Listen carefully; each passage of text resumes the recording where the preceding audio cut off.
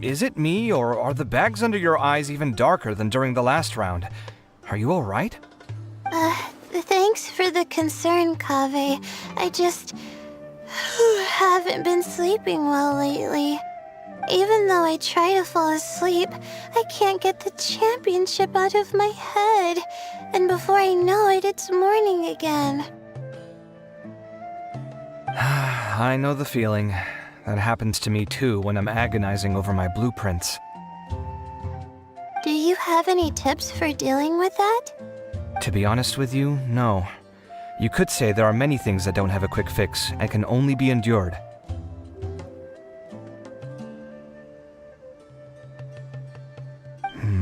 I suppose you can think of it as something akin to an illness.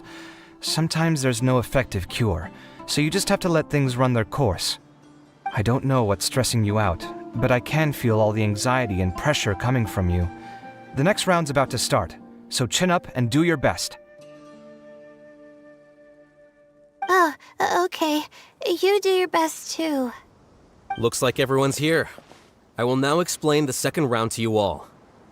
There are 3 leyline disruptors buried in the area around Aru Village. These devices can imitate the effects of leyline disruption and will constantly interfere with the environment. Your goal is to shut them down. The first 3 who manage to finish this task will be awarded 4, 3, and 2 points accordingly. Note that each person may only bring a set amount of food and water with them, and that leaving the designated competition zone will result in disqualification. Well, what do you think? Want to team up again? I shall consider letting you have the points on account of what happened in the previous round. That's all right. I've been here many times, and in any case, machines are one of my specialties. I doubt this will be particularly difficult. It's good to see such confidence in a youngster like yourself. I also happen to be well acquainted with this place. Let's see who will find these devices first. But aside from us, you should remember that there's a favorite for champion. We must be careful of him. A favorite to win? Who is it? Shh! Not so loud. I mean that boy, Tainari. He took first place in the previous round, and if he does so again this time, we may as well declare this competition over. I heard that you solved the Avidya Forest's leyline effluence problem with him not long ago. Since this round involves resolving a machine-simulated leyline disruption, it should be a simple matter for him. That's true. It does look like his odds of winning are pretty high. He already has Kale, who is an excellent pupil. If he were to win this round as well, then wouldn't we just be letting him have all the fun? As his senior, it's my solemn duty to prevent such an inequitable arrangement from happening. I'm off. I'll get going as well. See you later. How are you feeling? I think I'm okay, but I'll take things slowly for now.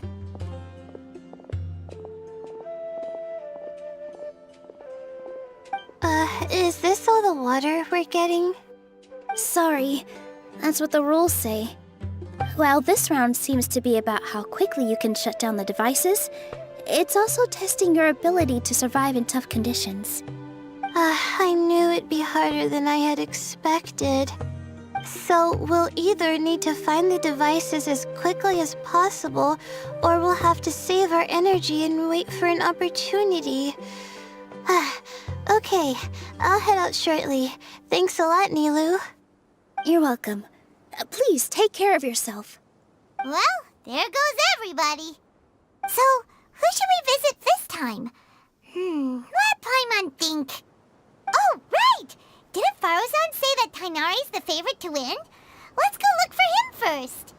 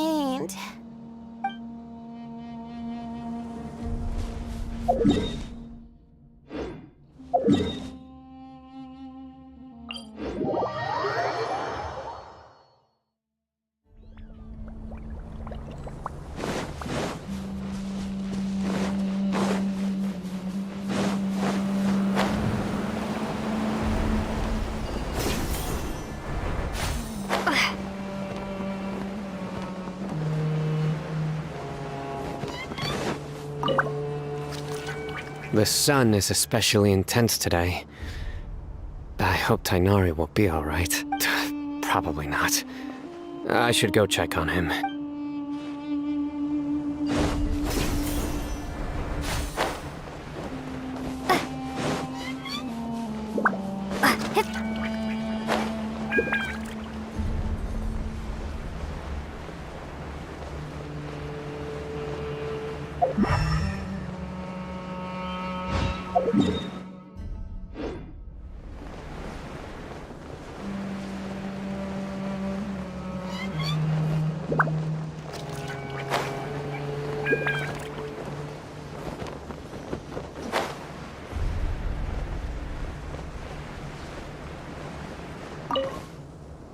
This seems more annoying than the last round. That's fine, though. I'll find some place to sit and watch them scurry.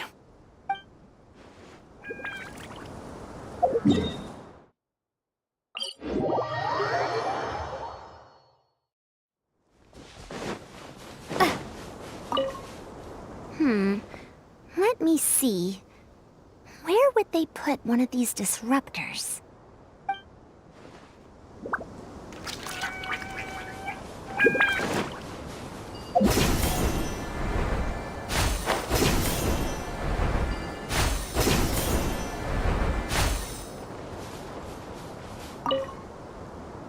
A desert fox? Why would there be desert foxes here? Oh, whoa! Stop biting my clothes! Hey!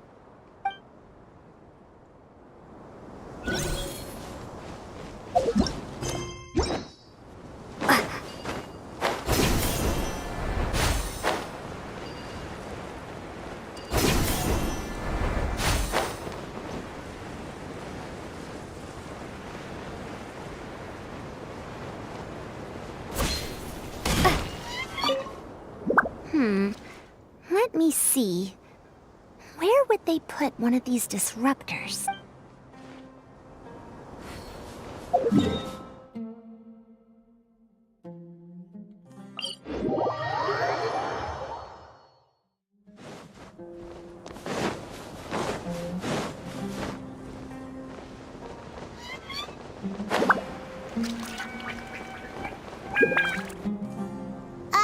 Hey, Tainari?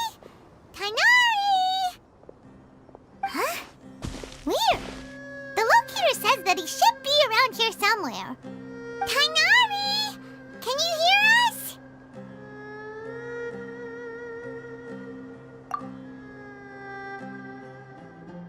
You're right!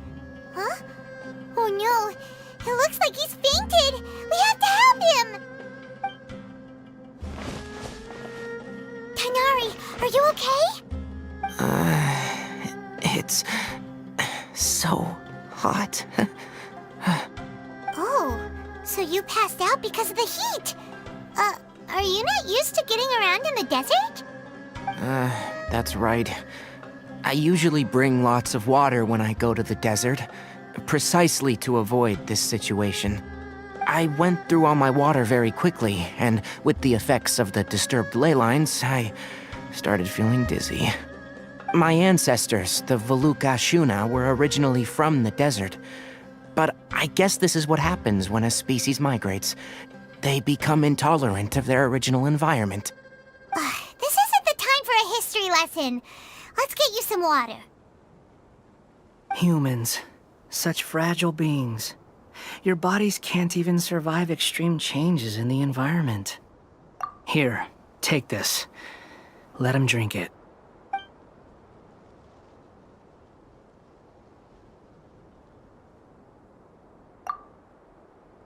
Are you serious?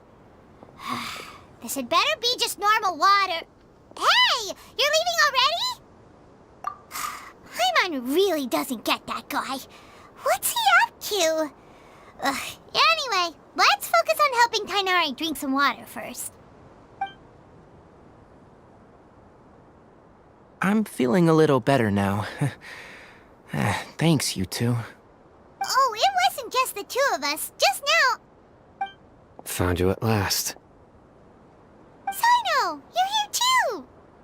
I was concerned, so I came back to check on you. Will you be able to go on? The fur on my tail is so dry, it's practically been singed right off.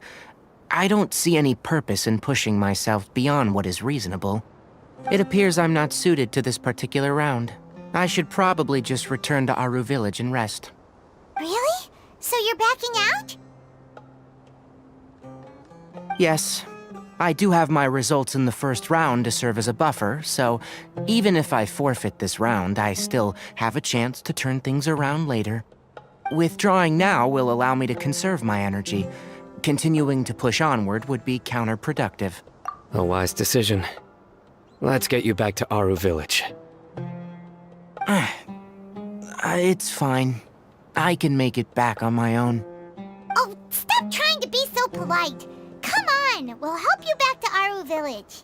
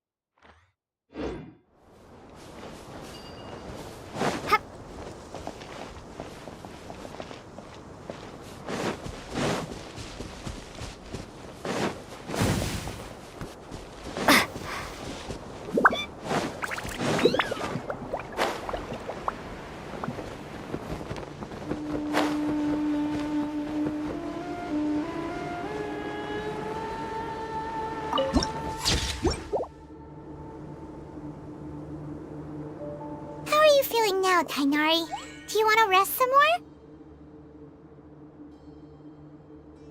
There's some shade here, so we can stop for a while. All right, let's do that.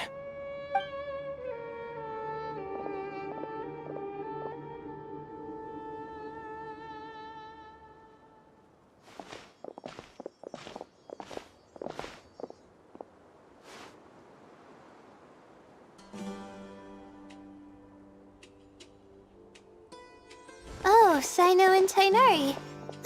And you've got the Traveler and Paimon with you. Oh, hey, Layla! Yeah, the sun was too strong, so I decided to take cover here for a while. What about you? Are you all done already? Unfortunately not. I'm not quite as capable as I thought. I intend to withdraw from this round. Sino and the Traveler are escorting me back to Aru Village. Withdraw? Can you even do that?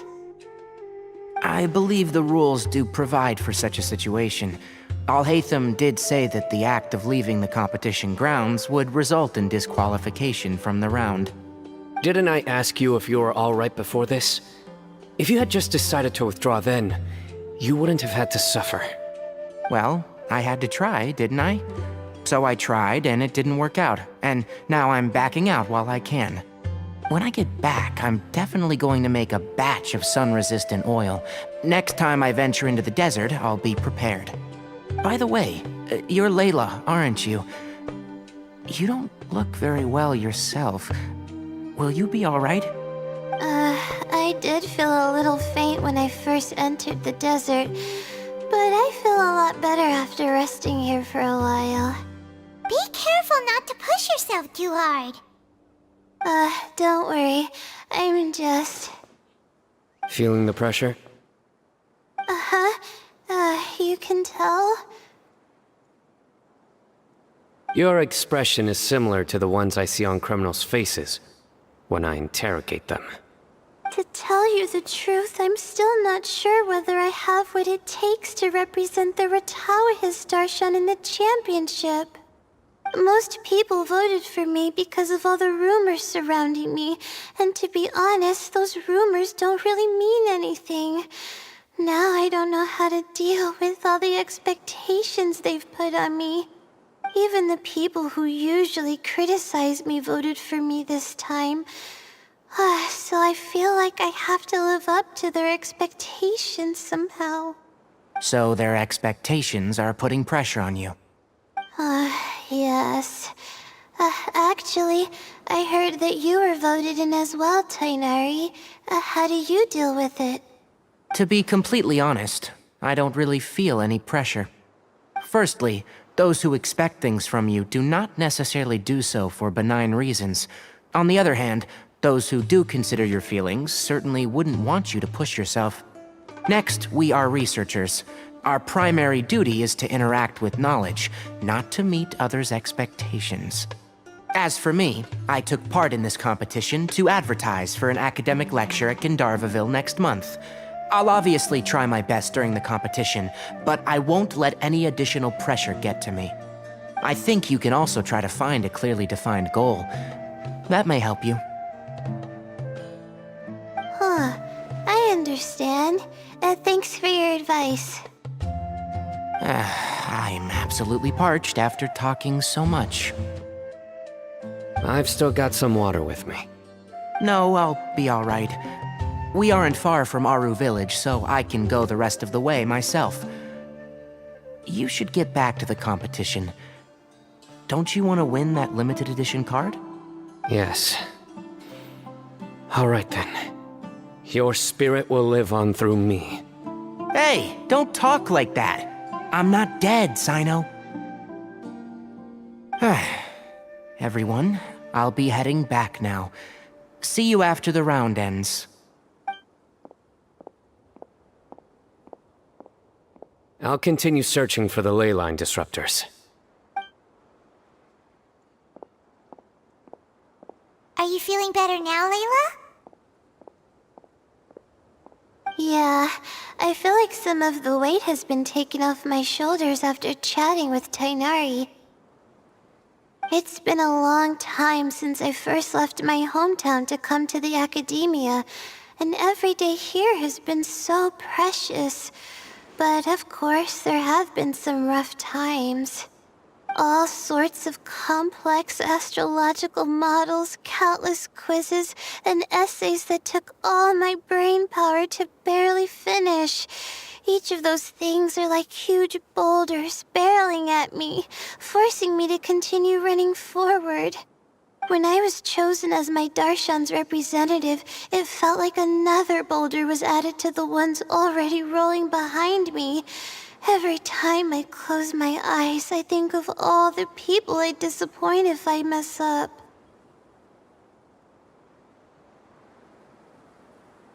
Yeah, I think that's what Tainari was trying to tell me.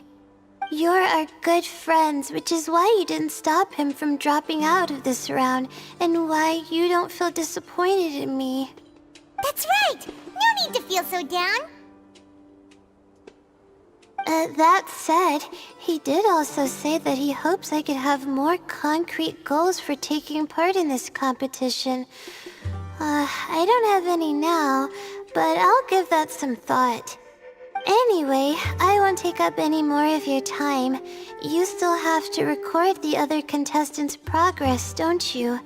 Perhaps they've had some breakthroughs while we've been chatting. True. We should go look for the others. Now, who's left? Tainari's dropped out for the round, and we just saw Sino. You could go see how Madame Farozan's doing. I've heard that she's quite knowledgeable about the desert, so she's probably made some progress by now. Okay, let's go look for Farozan.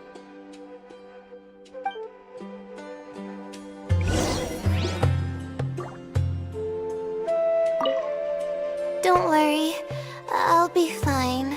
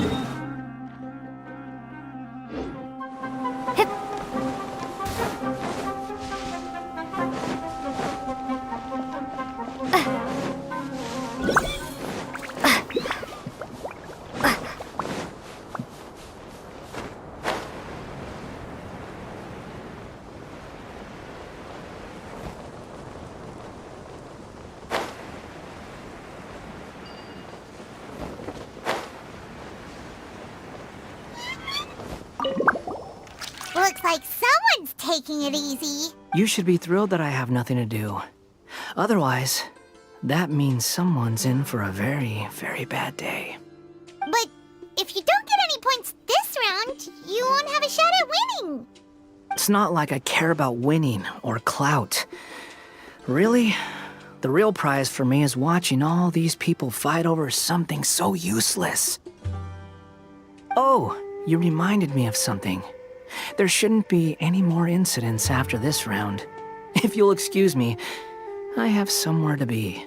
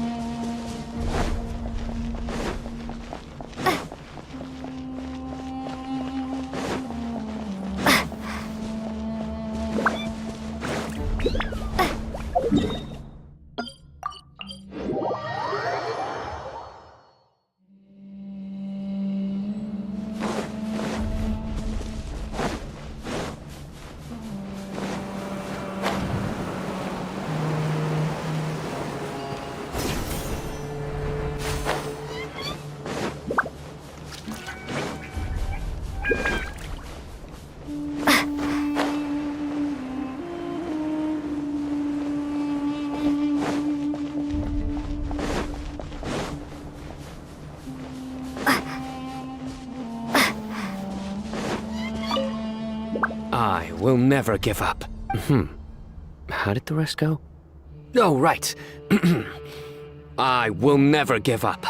My will is my greatest weapon.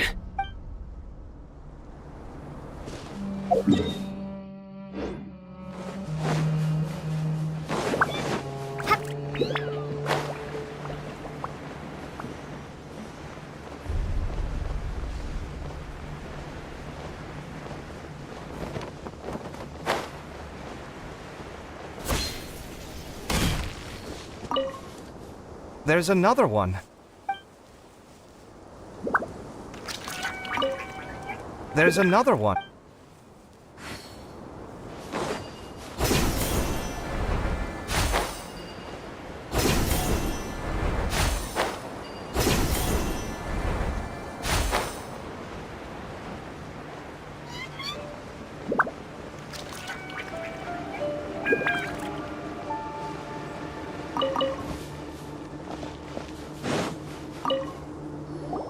Hey there, Farozan.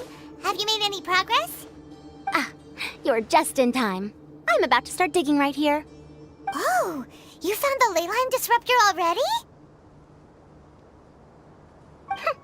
Such a simple problem could never confound me. Not long after entering the desert, I discovered a primal construct that was acting abnormally, so I followed it all the way here. Once I got near here, it suddenly disappeared. Something unusual must be happening around this area. You're a true expert, Madam Farozan. You knew what to do right away. Well, I do happen to have more experience than most. But that aside, has anyone completed this challenge yet? Nope, not yet. Well then, I suppose I'll be the first. What about that boy Tainari? Oh? And why's that? He's not used to being out and about in the desert. I didn't think he would have such a weakness. I suppose he could use a bit more training. What about the others? Is that Ratawahist girl still a bundle of nerves? Tainari gave Layla some advice, and she seems to be doing a lot better now. Sino just started his search for the disruptors, and as for Hat Guy, well, who knows what he's thinking. And what about Kaveh? Has he found a leyline disruptor yet? Paimon doesn't think so, or our locators would have already let us know. Strange. What's he lollygagging for? With his skills, you should have heard something from him by now. Well, I'm afraid the most thrilling moments are already done here. You should probably go find Kaveh and see how he's faring now.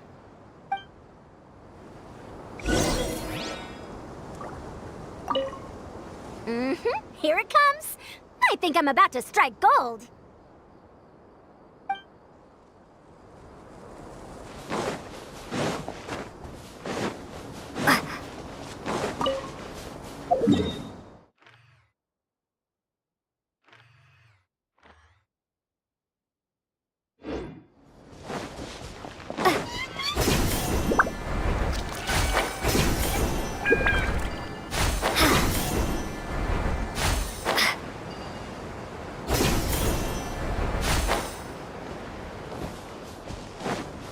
Happy to oblige.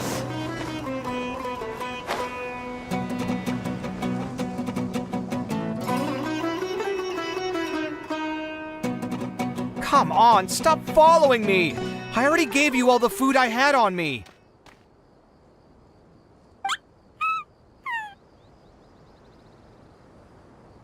You can cry all you want. I don't have any more food.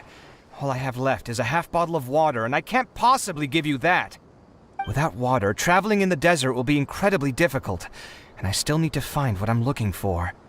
Mirak, can you help me out here? Keep them away.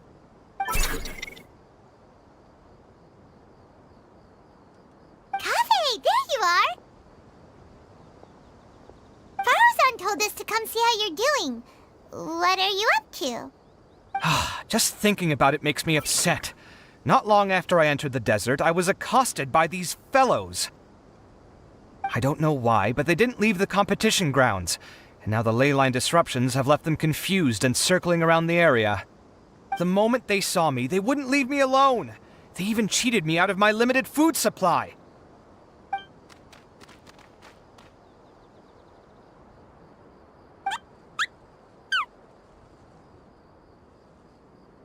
Hey, didn't I ask you to keep them away? Kaveh, is this flying metal thingy yours? That's right. This is my toolbox, Mirak. Your toolbox? Huh. It seems pretty fancy. Hey there! Can you understand us?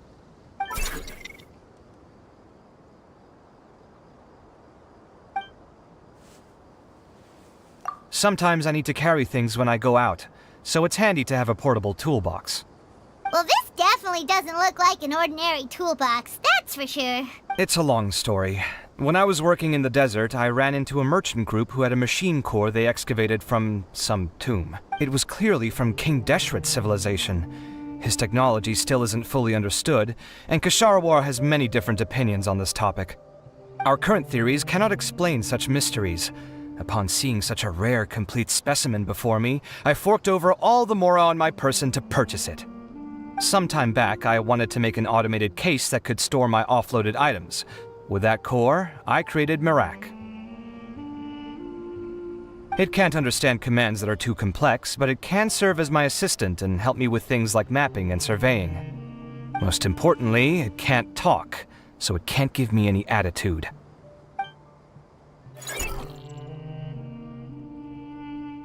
Oh, yes. Thanks for helping hide the fact that I live at Alhatham's place earlier. Sorry. I hope this season of my life ends soon, so I can get things back on track. Things just started going downhill at some point. Maybe it all started when my mom remarried and left for Fontaine. Or maybe it all started when I spoke to Alhatham in the library. Or maybe it's because constructing the Palace of Alcazar's burned through my funds. I'm still paying off the debt from that one. Oh, when's this going to end?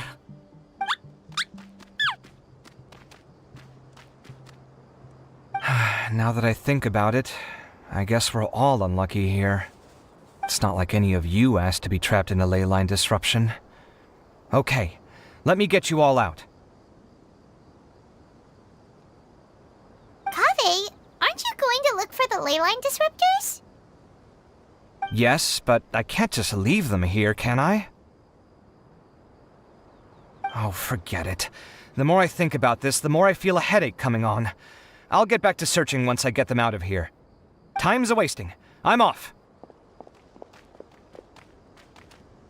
Kaveh looks like he's conflicted. He really wants to win, but he can't ignore those he wants to help. Paimon's always felt like he's the type who easily gets himself into tough spots. Paimon doesn't mean this in an insulting way, but he seems like the kind of guy who'd be really easy to take advantage of. Whoa! Someone's done already!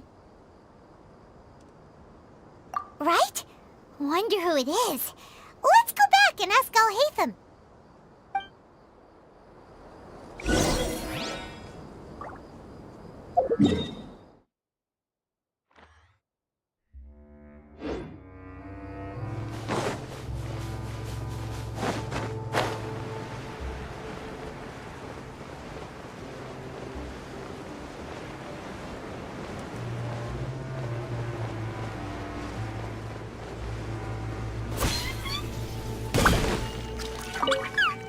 Shh, quiet! I'm currently trying to find a way out of here.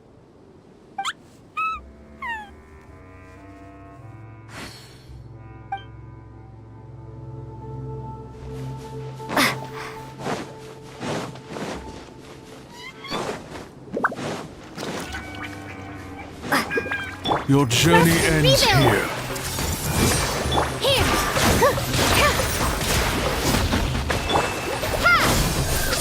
Lord of Sand, your sacrifice is ready. A golden slumber.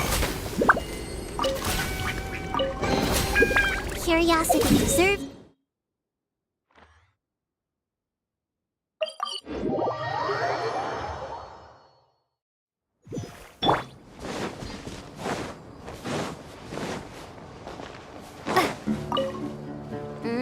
Here it comes.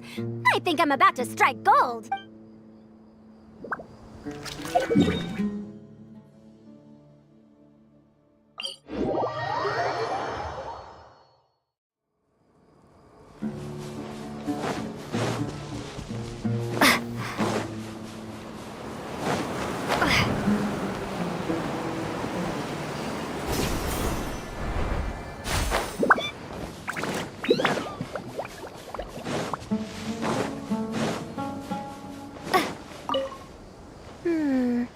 There's a few things that seem a little off about this place.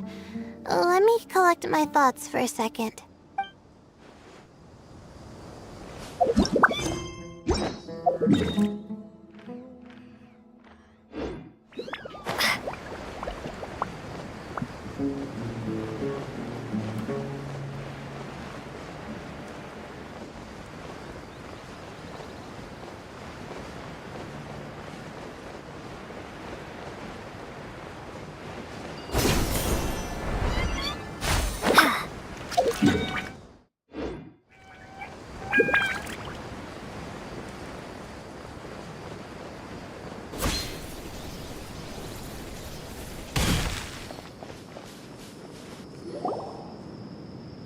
Verification complete!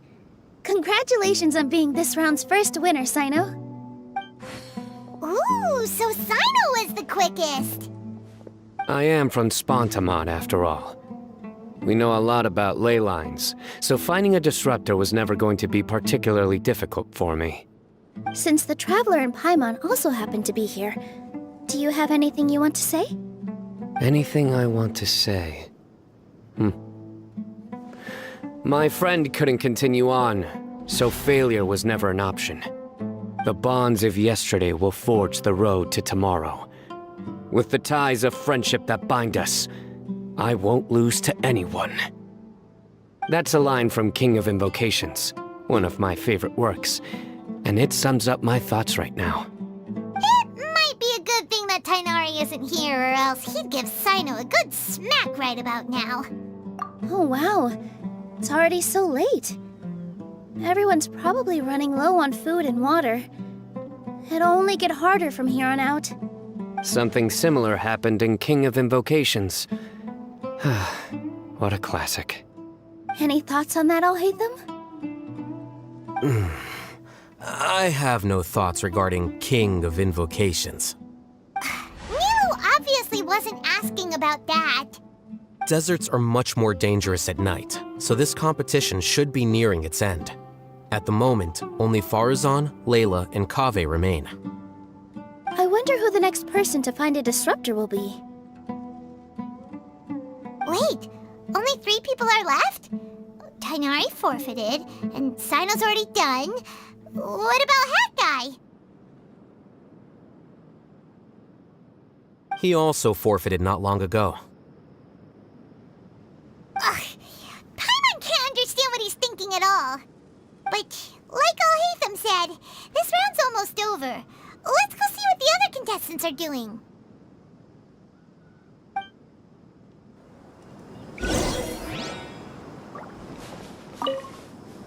Things are really heating up now.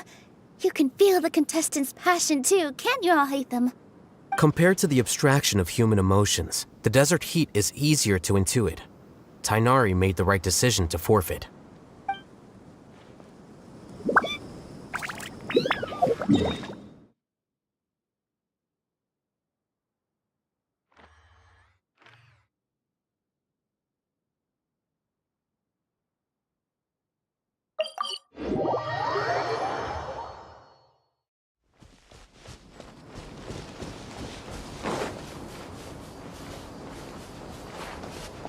How weird. The locator says that Madame Farazan's nearby, but where?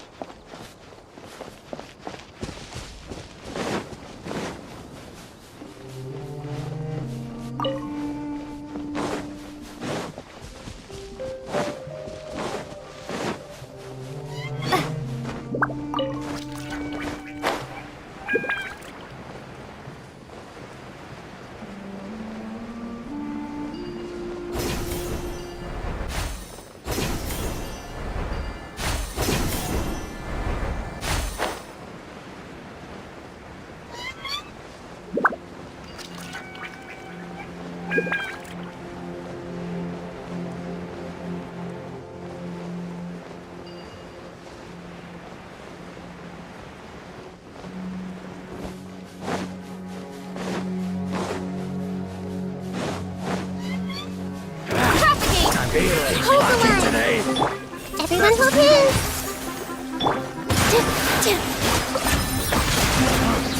You want this many out of my patience?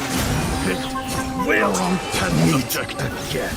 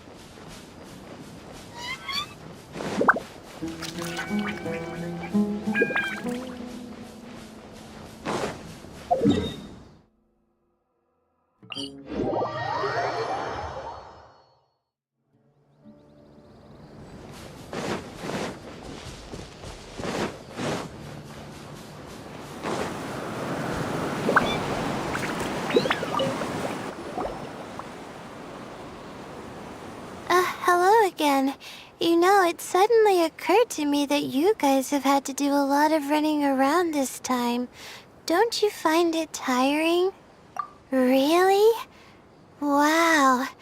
I don't know where you get your strength from. The desert's getting colder now that night's falling, and the wind can really sting your face because of all the sand in it. Has anyone finished this round yet? Sino's already shut one down. Have you made any progress yet? I circled the whole area, but I didn't find anything. But I did have the chance to think some more about that thing that was weighing on my mind, and I realized something. Well, my fellow Retawahist members must have all put my name forward for different reasons, and maybe a lot of them only picked me because they wanted to watch me make a fool of myself. But be that as it may, I believe that a lot of them genuinely do expect great things from me, and I want to live up to their expectations. I don't want them to regret putting my name down. Huh? But doesn't thinking like that put a lot of pressure on you? Of course, that comes with some amount of pressure for sure. But now I've thought about it, I don't feel like this is something I have to do. Instead, it's something I want to do. That may not sound like a huge difference to you, but it's helped me relax a lot. So don't worry about me. Well, that's great! Also, now that I've relaxed, I'm suddenly really sleepy. I think I'll just take a quick nap. Just a quick one.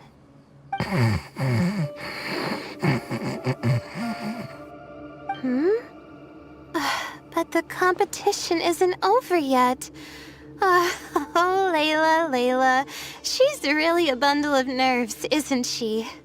Wait, you're...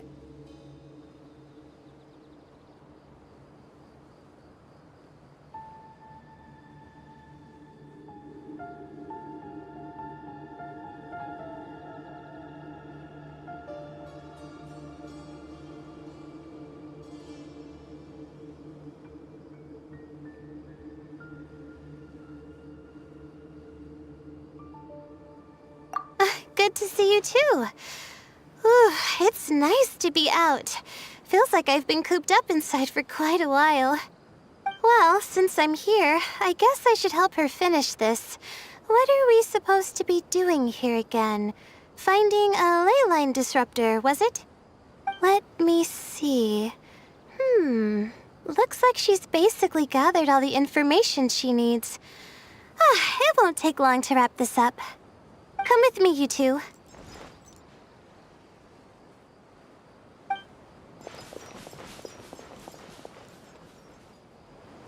Do you ever get the feeling that the ley lines have a regular flow? Similar to the way that celestial bodies follow fixed orbits.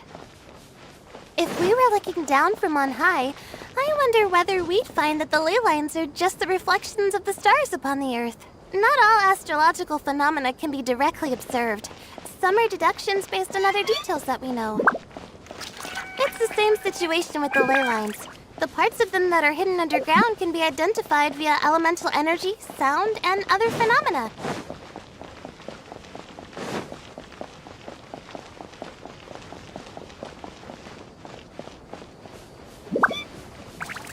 Plus, now that someone has shut one of the disruptors down, the contrast between before and after can provide me with further information still. Let me see. It should be here, I think.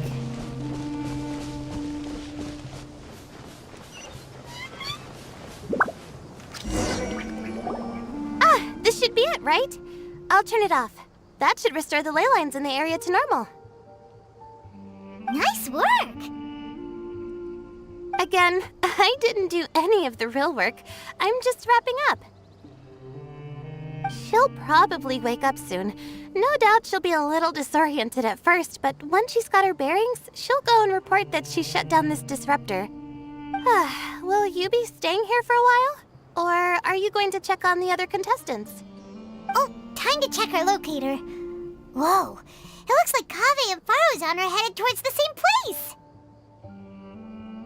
Perhaps they're about to find the lost disruptor. Also, speaking of Kaveh, he's an interesting one. Huh? Why do you say that? Before the second round, he had a chat with the other me. He said that worries can be like illnesses. They don't always have a magic cure. Sometimes you just have to endure them as best you can until they run their course. But the way I see it, his situation is much worse than my other self's. She just hadn't found what she wanted to do at the moment, which is why she felt lost. Kaveh, meanwhile, knows what he wants to do. He's convinced that he has to win, and yet he still seems conflicted. He doesn't have a second personality, but somehow he still seems that he's at odds with himself in some way. I don't know exactly how to describe it. It's like he's smiling on the outside, but there's no joy inside, only sorrow. Still, who knows? He must be more experienced than me. Maybe he's just better at dealing with it all than I am. But back to the topic of wrapping up. Shouldn't you be getting back to the action to record how everything plays out? Last one, then the round's over. Oh, true. Okay then, guess we'll be going now. We'll keep everything you said in mind. Kaveh and Faruzan were super confident at the start, but it turns out they're the last ones to find the disruptor. But between the two of them, who's going to get there first?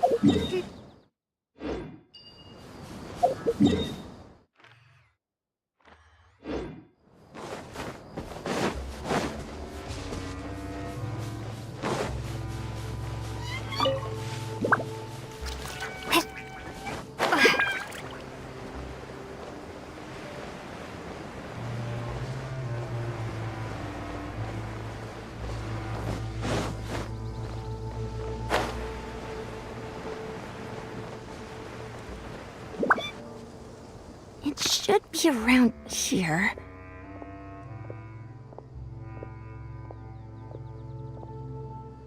Finally found it. Kaveh? Are you? Oh, Madame Faruzan. And here I thought you would have finished this round by now. Faruzan! Kaveh!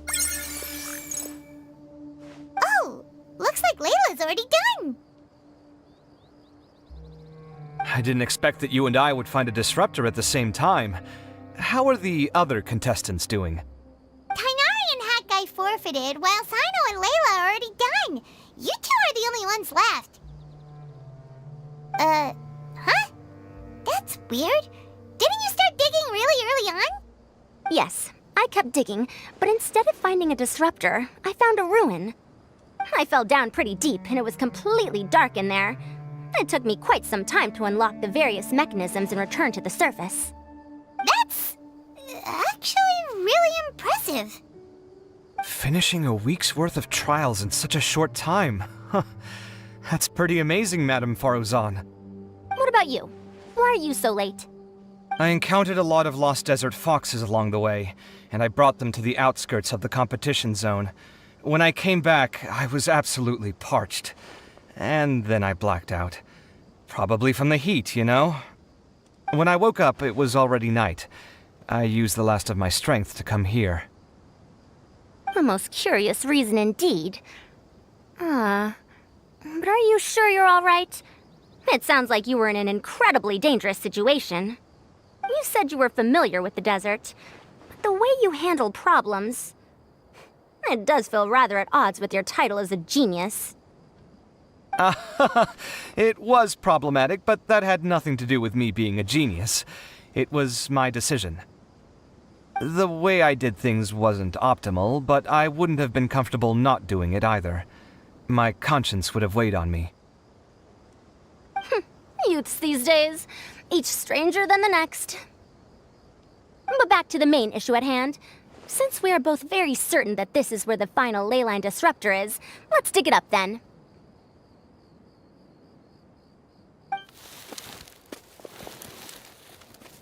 Well, this is indeed it. Of that there is no doubt. But how shall we count the score this time? What is it, youngster? You seem relieved. Oh, nothing. I was just thinking that this round's finally over. There shouldn't be any more innocent creatures getting wrapped up in danger. As for the points, I guess we can draw lots again later. I can't think of anything better. Alright, in that case, let's all head back to Aru Village. Paimon thinks you'll both need some water and rest.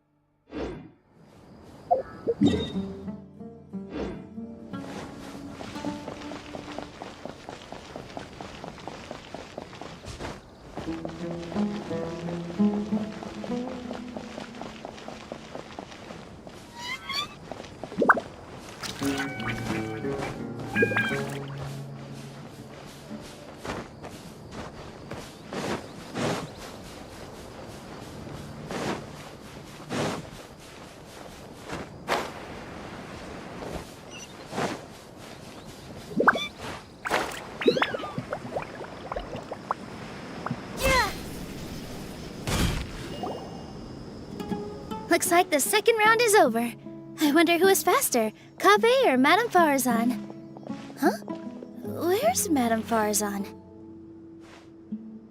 She went to get water. She'll be back shortly. We basically arrived at the same time, so we'd like to draw lots again. You get caught up in some things so easily, like drawing lots. I'm not caught up in anything! Don't make it sound like I take pleasure in having bad luck! Really? Then should I say that you have a curious affinity for drawing lots? I'll go get the box and slips of paper for the lots. Please wait a moment.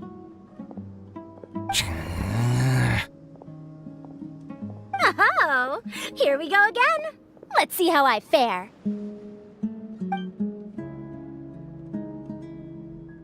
I got it! Did you see that? I won! Congratulations! Looks like Kaveh's luck's taking a turn for the better! Oh, finally! After all this time! It looks like you've been rewarded for your tribulations in the desert. This round's points are yours.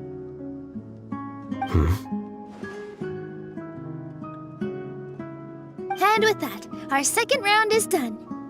Sino, Layla, and Kaveh are our victorious contestants. As for the current standings, let me see. Sino and Layla both have 4 points, putting them both in first place. The rest in descending order are Tighnari, Farazan, Kaveh, and Hakai. The next round will be the final one. Please rest up before then, everyone. I heard that some stalls at the Wisdom Gala are debuting new games, so feel free to drop by if you're interested. Otherwise, see you next round!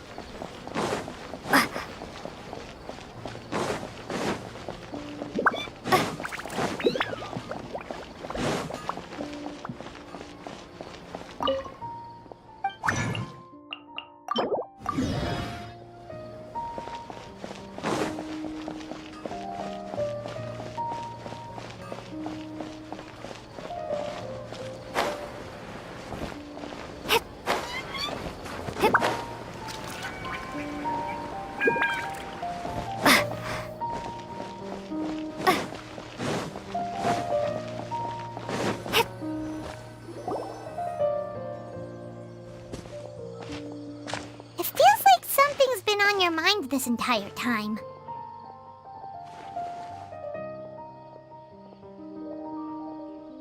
Traveler, Paimon. I finally found you. Finally? Did something happen? Don't you feel like there's something off about this year's Academia Extravaganza? When Candace and I were at the cafe earlier, we might have caught sight of some mercs on business.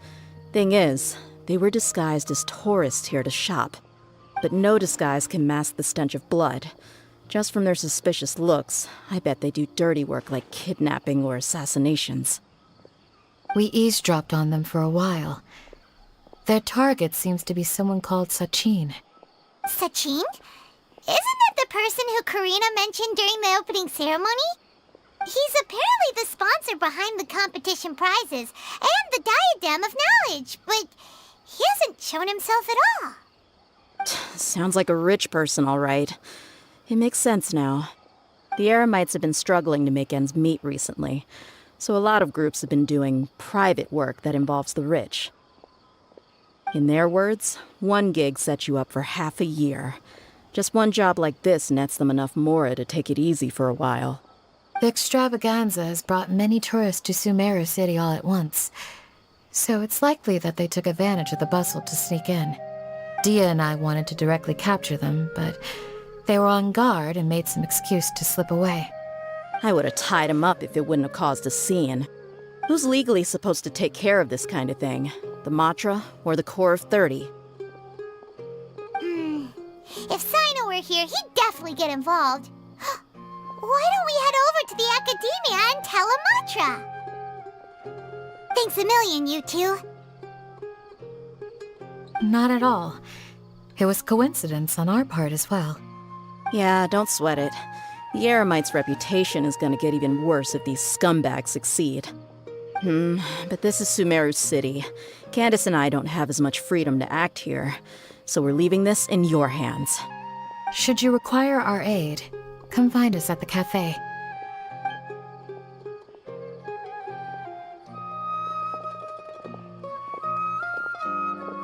Paimon's noticed that something's bugging you. Is it the extravaganza? 'Cause Paimon's starting to think that there's more than meets the eye here, too. But thinking like this isn't doing anything. Let's just go find Amatra.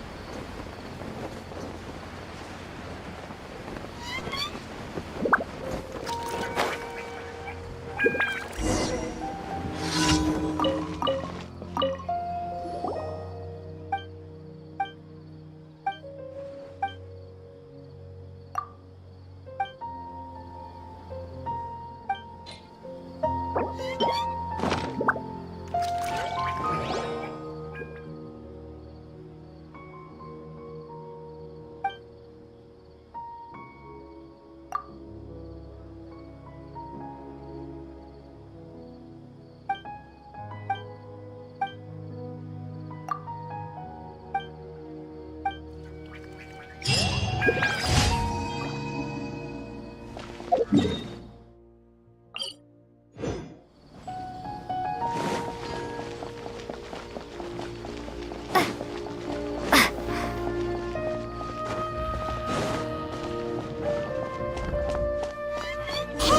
isn't that the mantra we investigated Siraj with? Arav, wasn't it? Let's go talk to him. Hello, both. It's been a while. Do you have any issues to report? Someone's planning to kidnap Sachin. Goodness. Though I suppose it's not all that surprising. The growing popularity of the extravaganza has given him quite the reputation boost as its sponsor. He's seen as one of these super rich types. Well, since he's got a target on his back now, shouldn't you send some people to protect him? To tell you the truth, we've thought about doing just that. However, Sachin apparently prefers to spend most of his time out doing field work, and hardly ever comes back to Sumeru City. No one has been able to contact him. Our only lead is something he once said. Each time the Inter-Darshan Championship is held, I will be watching from close by to choose a suitable person to inherit my estate. Assuming he remains committed to that promise, then he must be right here in the city somewhere. I suspect that the Eremites in question must have heard about that as well, and decided to come here and try their luck. So they shouldn't know where Sachin is either, right? I would assume not. Anyway, Mahamatra Saino is still on vacation, so I'll handle this. Don't you worry. A couple of kidnappers aren't going to get very far in Sumeru City these days. I have my ways of forcing them out into the open. All of that said, if you're interested in Sachin's story, why don't you try tracking him down as well? The sooner we ascertain his whereabouts, the quicker we can act to ensure his safety. I mean, you could task all the Matra and the whole Corps of 30 with someone's protection, but if the client doesn't show themselves, there's nothing we can do to help them. Fair point. Guess we should start searching for him too, but where should we start? None, I'm afraid. He's never committed any crimes or broken academic protocol, so we don't have a very detailed file on him. I've heard that Alhaitham has now stepped down from his post as acting Grand Sage and is back to being the scribe again. Maybe it's worth checking to see if he knows anything. Good idea! Okay, we'll head back to the extravaganza venue and see if we can find him.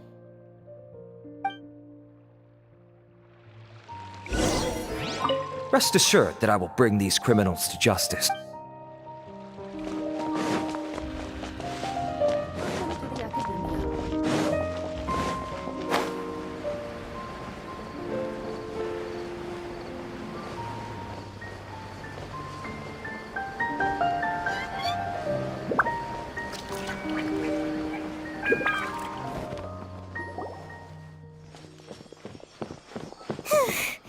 Hey, Nilu, have you seen Alhaitham anywhere?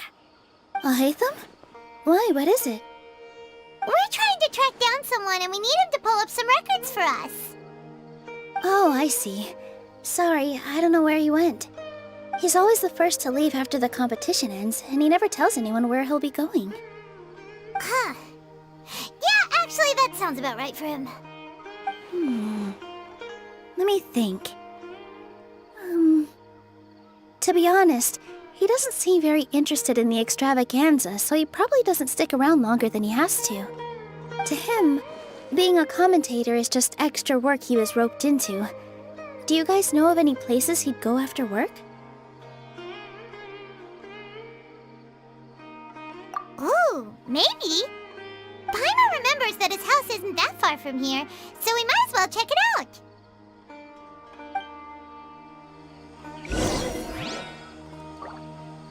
I wonder where Alhaitham would go.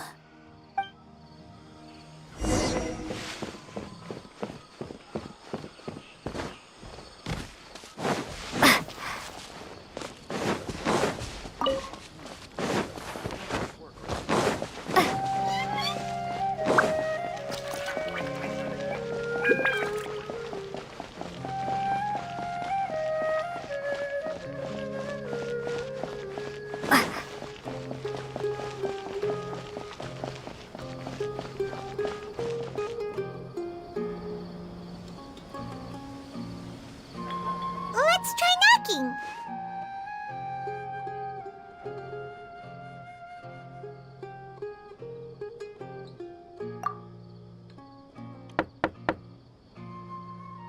No answer? Maybe no one's home.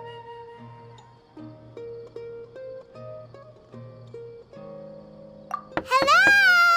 Oh, Ethan? Are you in? We need your help with something. Oh, it's you two? Oh, Kaveh, you're home. Come on in, I'll get the door for you.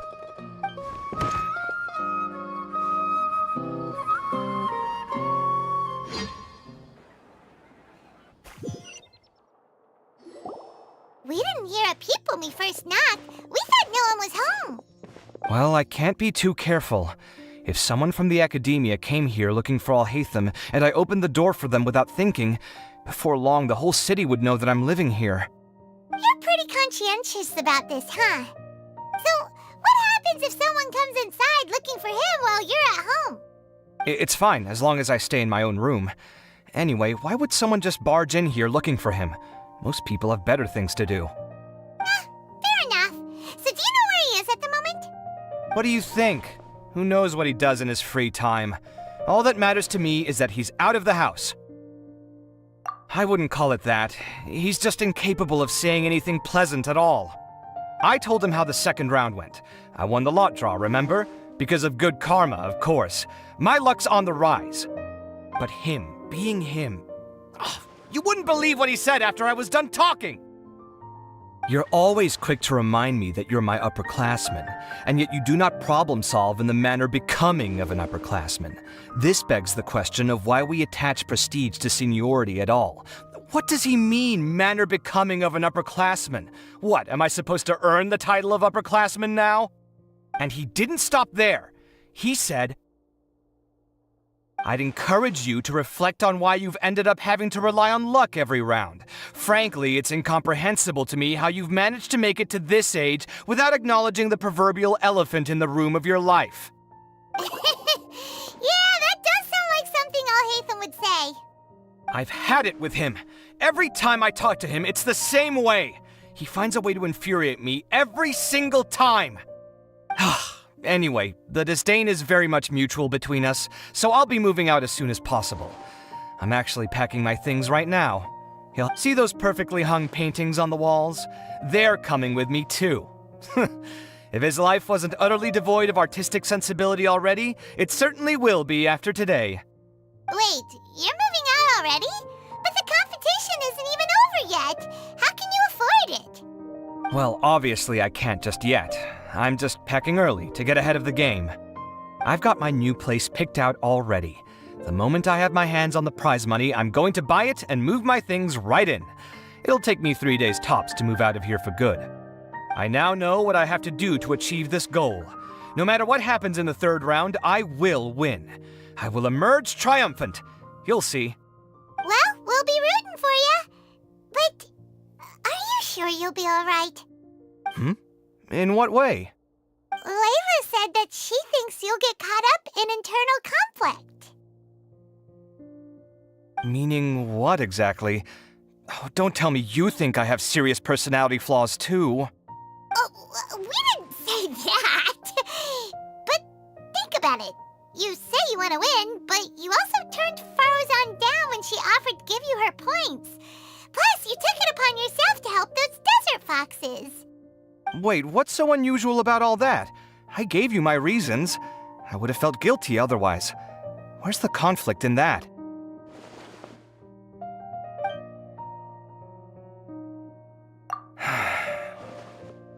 Well, when you put it like that, yes, why indeed?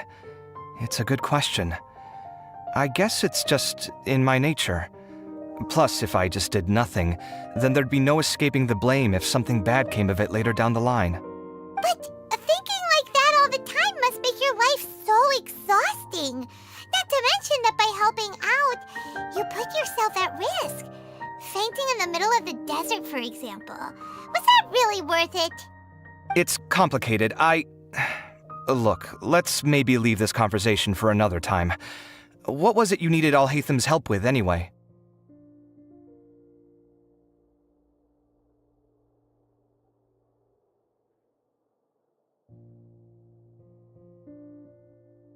Sachin? Huh. He did actually mention a Sachin recently.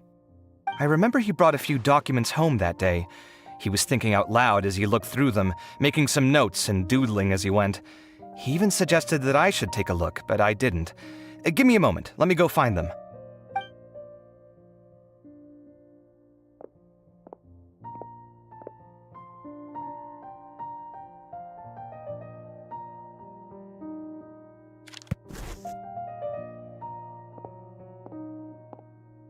Ah, this is the one. Here, take it. You sure he'd be okay with this? With taking liberties? He's certainly okay with helping himself to my beer whenever he pleases. And anyway, he did ask me if I wanted to read his notes. I didn't see the point at the time, so he just left them on the side. He doesn't leave documents lying around unless he's okay with other people reading them. It's fine, I promise. Cool, if you say so. Okay, let's see what he's got on Sachin.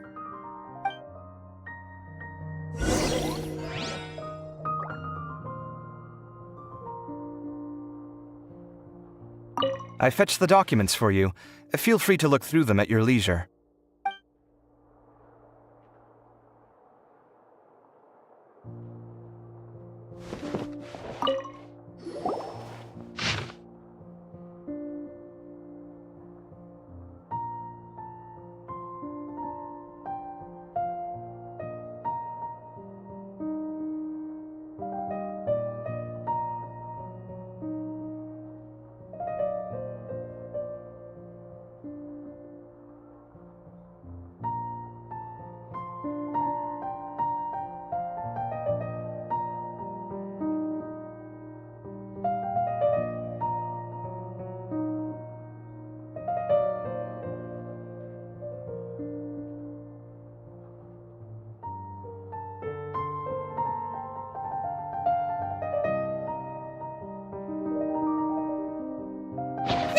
A lot of information.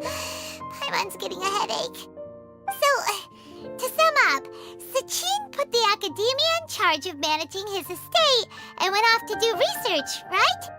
He even said that if he really liked one of the contestants, he wouldn't just give them a reward, but his entire estate as well. Oh, that must be worth heaps and heaps of mora. What? Are you serious? All of Sachin's wealth, that's more than I could spend in a lifetime, surely. Heck, if I got chosen, I'd be able to pay off all my debts, then buy a new place, and still have cash to burn. I could build another Palace of Alcazar's array, except this time, I'd make it 10 times bigger. Oh, then there's that new project in Port Ormos, of course. The bridge renovation. To do it properly would take upwards of...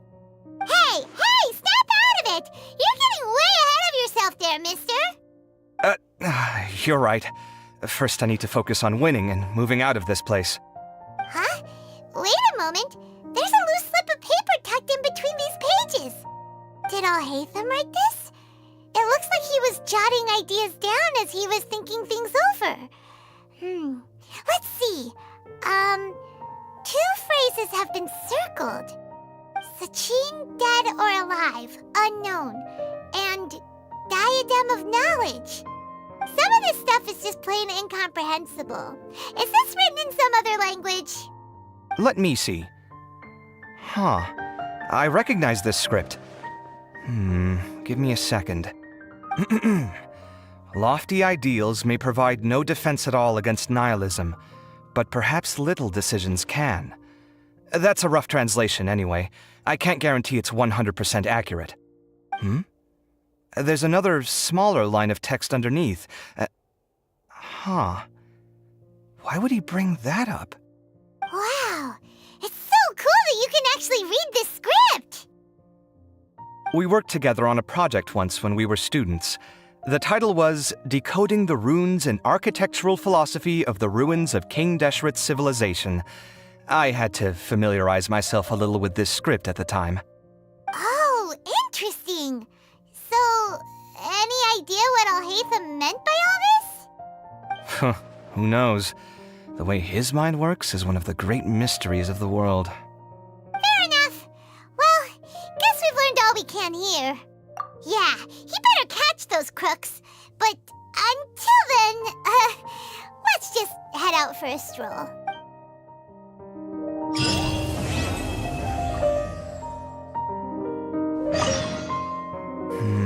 Little decisions. What could have been going through his mind when he wrote that?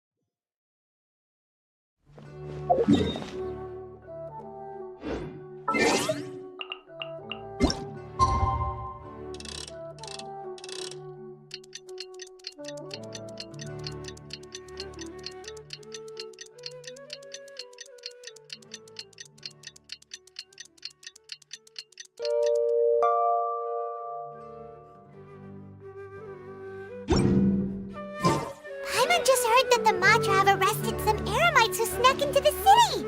Maybe they were the ones plotting to kidnap Sachin. Let's...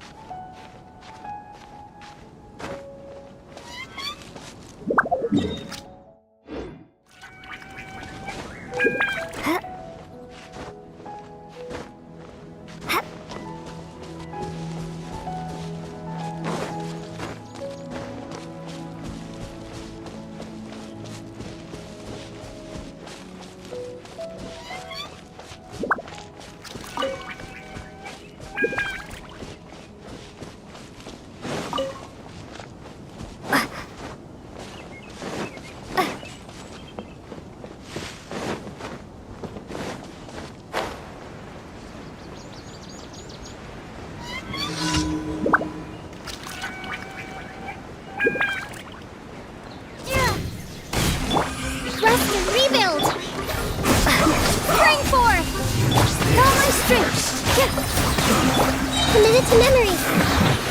This isn't good. Killjoy! He only just looks like I went too far.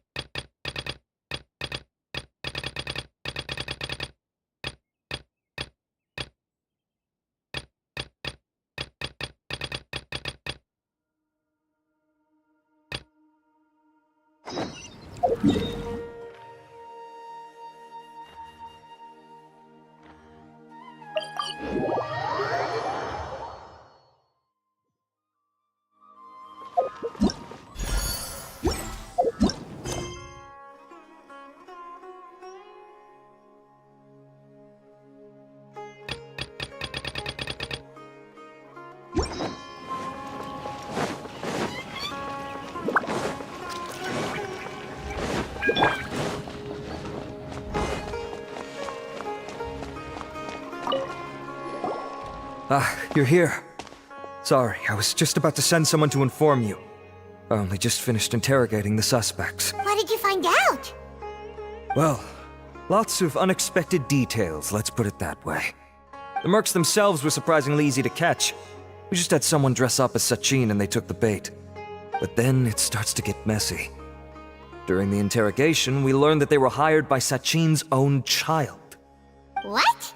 Why would someone want to kidnap their own father? What's up with that? It's anybody's guess at this point. In any event, apparently the guys we caught are just the tip of the iceberg. Most of them are still snooping around outside the city. We're diverting manpower as we speak to try and round them all up. Would you like to come along? Sure, let's go get to the bottom of all this.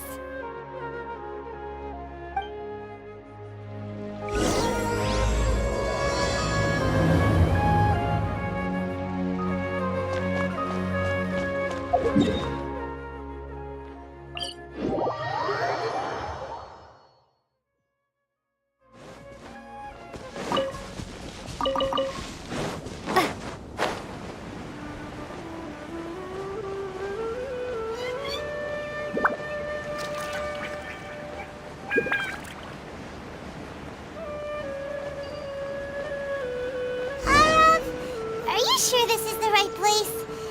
Something feels off. I'm positive. But I don't understand why they're all unconscious on the ground. Boss, we got more company.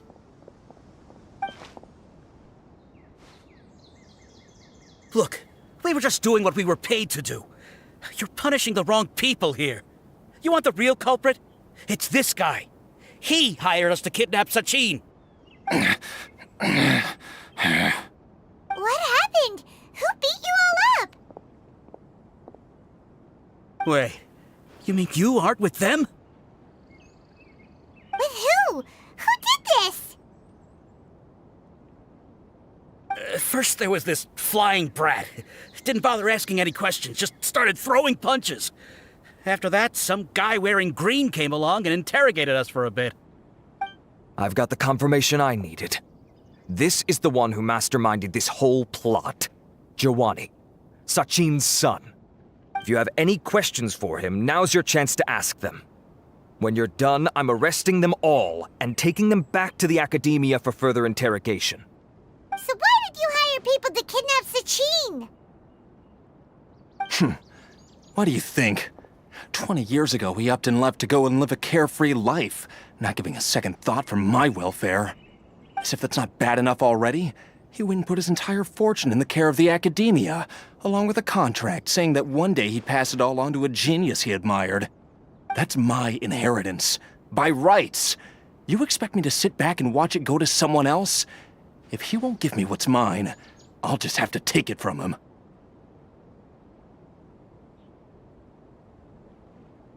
Of course! Didn't he say he would be here somewhere, watching the championship from the shadows? So, I figured I'd get some people to nab him.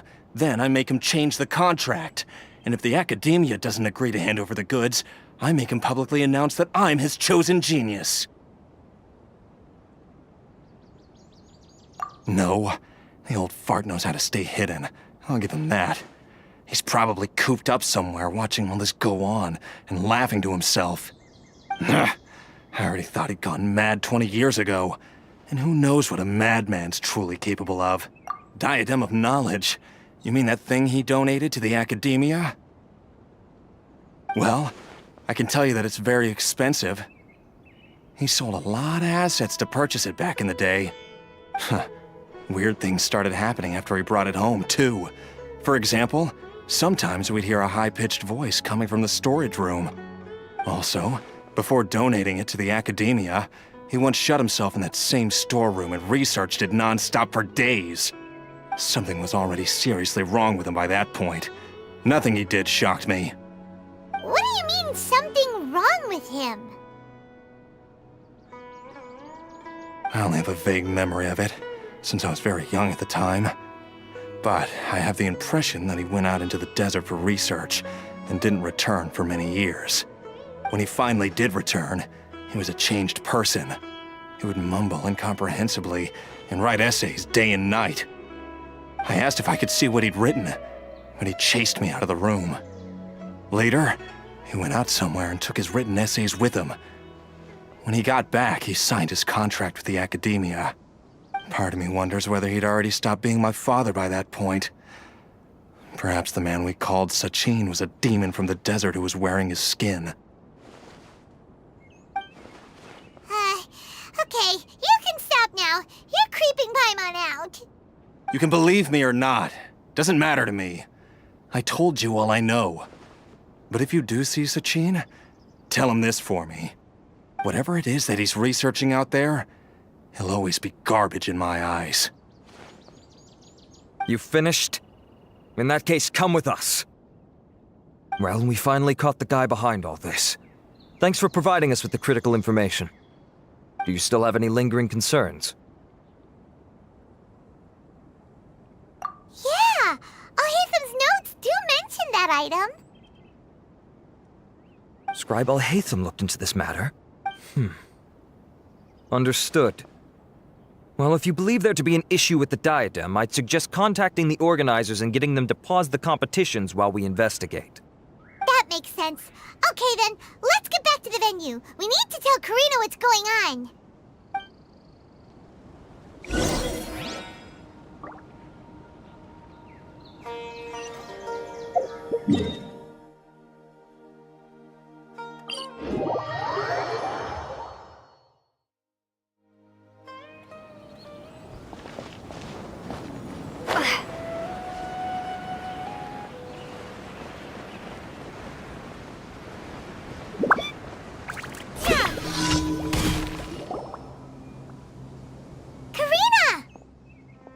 You're finally back.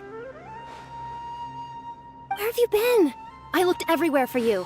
The third round's already started. We were out capturing some bad guys who wanted to kidnap Sachin.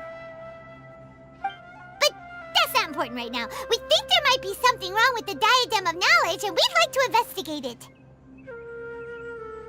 The diadem? That seems unlikely. The Diadem of Knowledge has been used in every extravaganza over the last 2 decades, always without incident. Why has this come up now?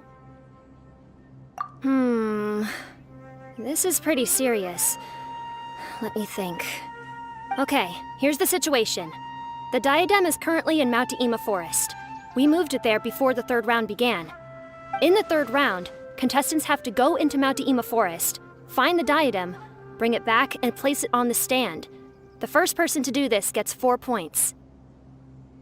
Considering how close the scores are between our contestants, whoever wins this round is very likely to be the winner of the whole competition. As such, I suspect competition to be very fierce. You might not make it in time. I'll mark the diadem's location for you. Please head there immediately. Let's hope nothing happens. All right, let's go! That's weird. Why this year?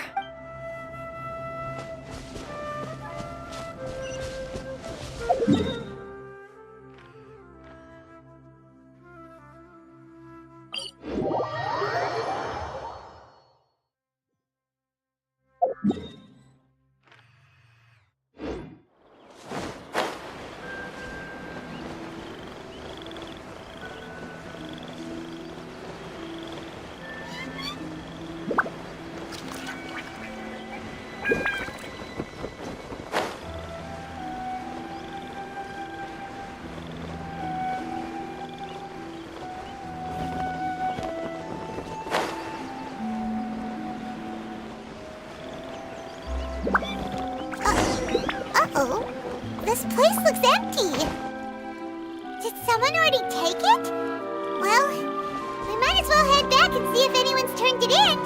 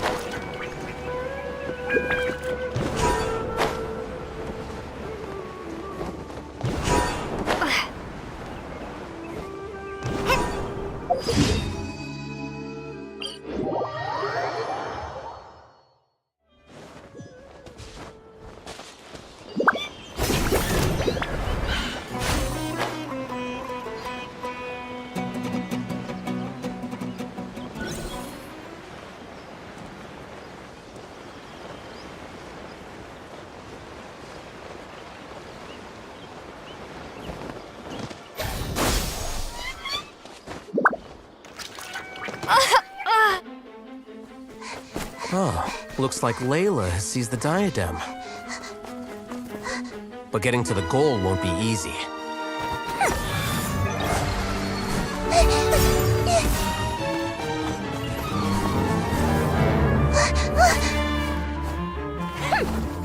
That guy enters the fray.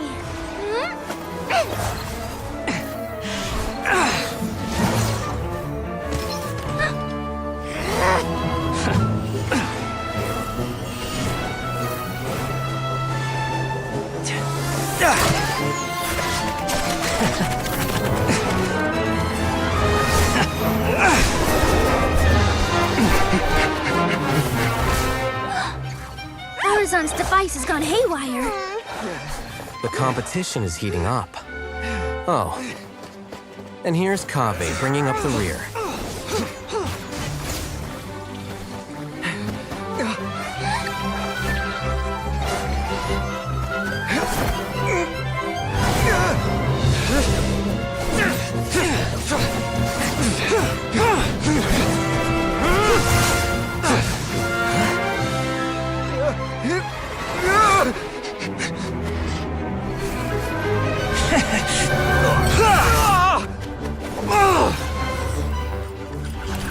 It's Kaveh's toolbox! Throwing the diadem to its owner!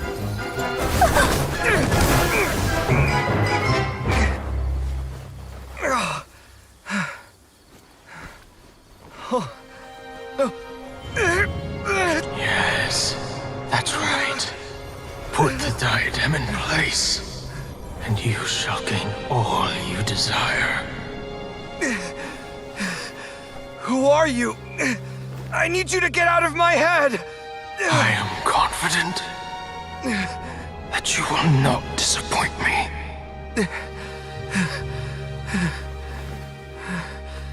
What just happened to me?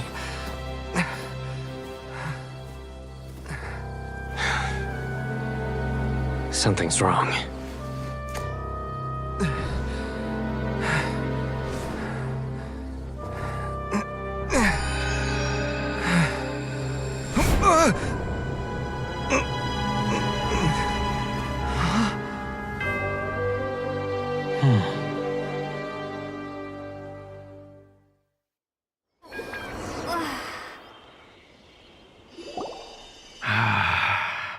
At long last, someone to inherit my estate, and with it, my research. Come, Kaveh. Come to me, my child. How do you know my name? Who are you? I am Sachin. Well, to be precise, I am but a fragment of Sachin's mind. Fate is a curious thing. Seeing you reminds me of another I once met. But you are made of sterner stuff than he, more cognizant of the trials and tribulations of this world. It is you who are worthy to inherit all that I once owned. We meet for the first time, children. But what I mean to say now is of utmost importance. So please, pay attention and bear witness. You have all performed outstandingly in this Interdashon Championship.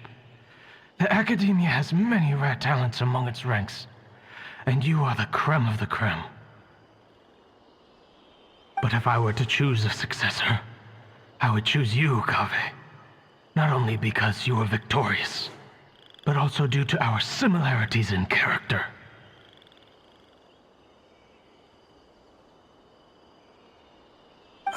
Me? Similar to you?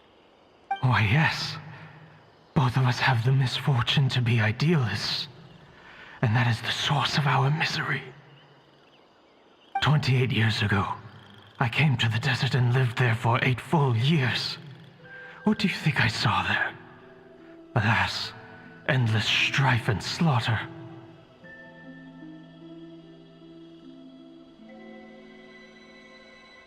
Conflict over water sources, robbing of merchant caravans, exploitation of the people relentlessly, day after day. Beyond the wall of Samiel lay a completely different world from the one I knew. The things I witnessed there tormented me greatly. I wished desperately to find a way to save them. So, did you find a way? As a Vahumana scholar, I tried to use Vahumana knowledge to find the answer. I researched history and anthropology, performed countless experiments on human nature, and even sought out the scholars living deep in the desert who called themselves the Lost Darshan. But in the end, I found that the answer I sought simply did not exist. It was not possible to simply assign blame for these transgressions to any one party, for the sins are carved into humanity's very nature. Our nature begets conflict, and conflict begets destruction. This is the inexorable truth. The aim of my research was to draw lessons from history. But what I discovered was that history offers no such guidance. Things can only ever go from bad to worse. After this realization, I could no longer see the meaning in anything that I had ever learned. Consumed by an overwhelming sense of emptiness, I could no longer bear to face life. And so, I decided to bring my life to an end.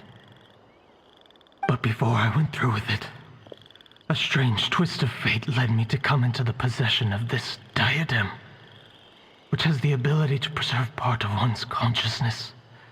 Into it, I placed my experiences before requesting that the academia manage my estate. As I thought, the contract you signed with the academia was in essence your will. But if you'd given up hope on this world, why did you feel the need to do this? I mentioned that I had performed a great many experiments concerning human nature. You may regard this as the very last experiment of them all. The academia has no shortage of genius talents, nurturing the brightest minds of every generation. And so, with a handsome reward to draw out the worthiest of individuals, my hope was that one day, I would find one who could untangle the mystery of human nature once and for all, and help to move the world onto a better path. I see. So you desired a successor who was not only a genius, but who also understood the suffering of ordinary people. Such a person would have a clearer understanding of humanity, society, and the world. Huh? But did you ever consider that wealth numbs the human heart to the pain in the world? Even an idealist may be incapable of following through on your wishes after inheriting your wealth. You are highly intelligent, yet you are not the sort of person who would understand my line of thinking. To me, this is also part of the experiment, part of my investigation into human nature. Whether my successor suffers as a consequence of my research, or succumbs to an indulgence in pleasure-seeking, my research will have progressed. I grieve the fundamental sickness of the world. I regret the unbearable weight of its history. And I lament the research that I failed to complete. And this, Kaveh, my dear child, is why you will be of great utility to me. You're absolutely certain that you want to give me everything you owned? For me to do with as I please? I have faith in what I see in you. Now wear the diadem, Kaveh, and complete the journey that I could not.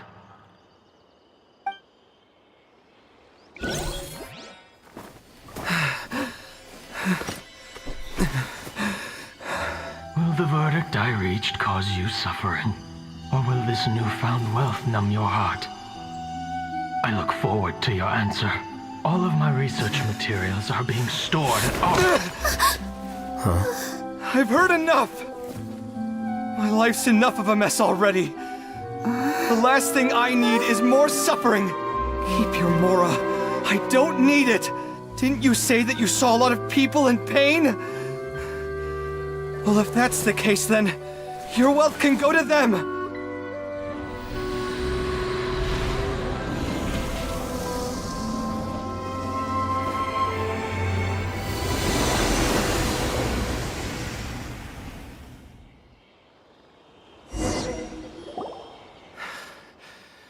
I guess that'll be the end of that.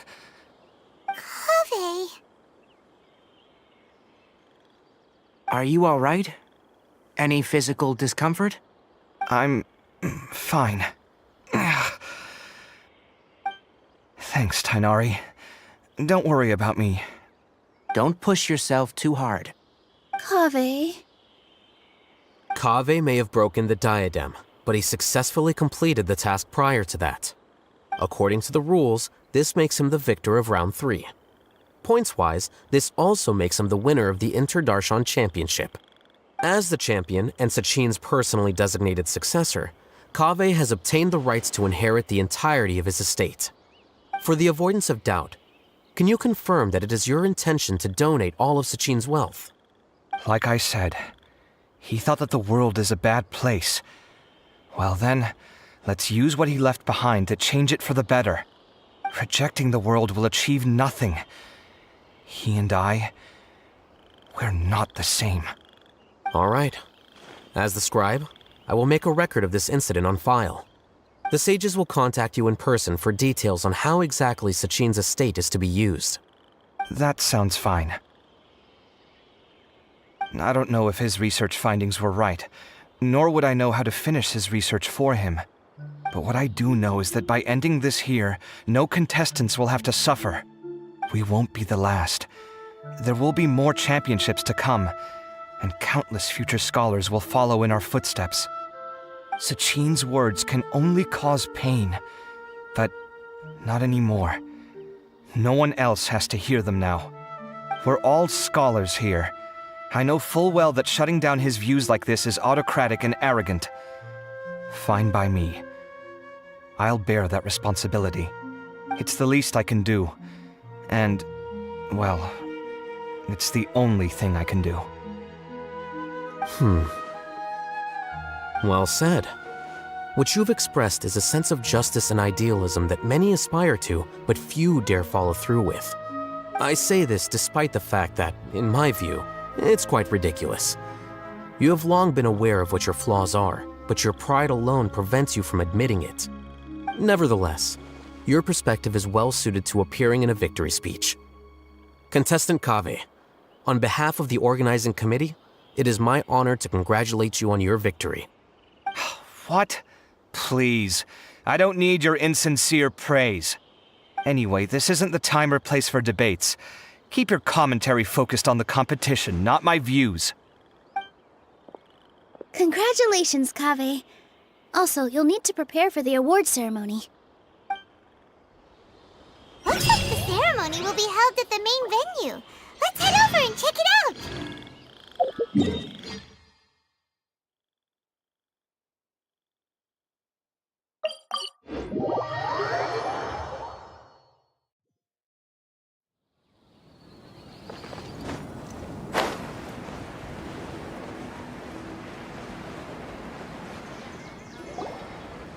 Thank you all for your excellent performance. And that brings this year's Inter-Darshan Championship to a close.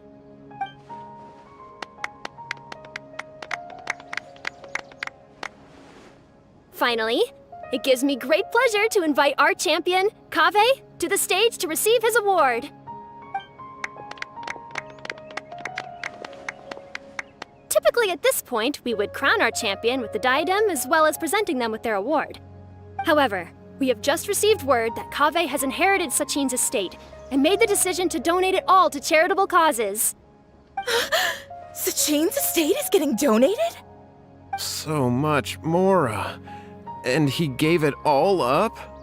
Kave's generosity will give many struggling families the chance to change their lives for the better. Of course, without the diadem and prize money to present, this makes the award ceremony a little more concise than expected.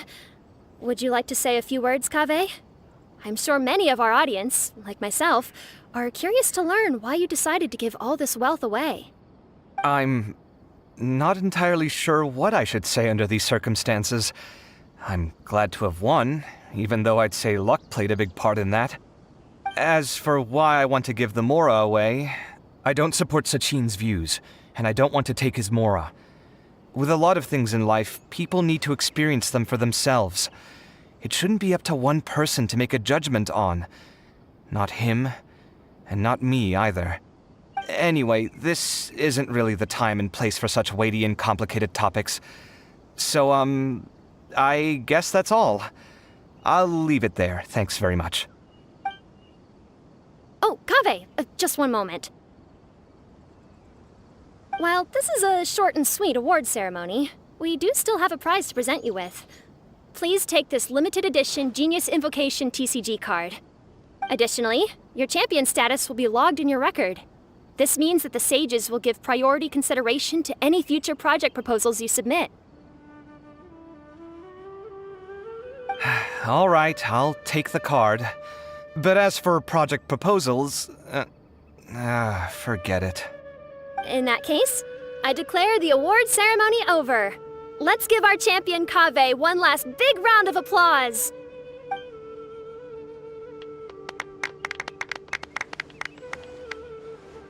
I still don't really get it. The sum of Mora would have been enough for me to live in luxury for my entire life. That just means you're not strange enough to understand the way that geniuses think. Come on, we've still got the whole Wisdom Gala to explore.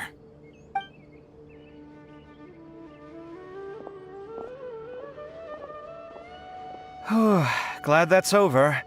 I think I'm quite good at giving speeches, but this one was just so tiring. Do you mean that you're still exhausted from the competition? Honestly, you don't look happy at all, but whatever else happened, you're the champion, you know? Don't you think you should be proud of that? I suppose. Oh, wait. Sino said he wanted the card, didn't he? And now I have it, right here. So you're gonna give it to him? But if it's a rare one, you should be able to make a tidy sum of more off it. Why would I do that? It's of no use to me whatsoever. I may as well just give it to him. Could you pass it on to him for me when you next see him? Whoa! This is a super big deal! You should do it yourself! Come on, let's go find Sino. Huh? But I was gonna rest for a while longer. Hey, stop pulling my hair!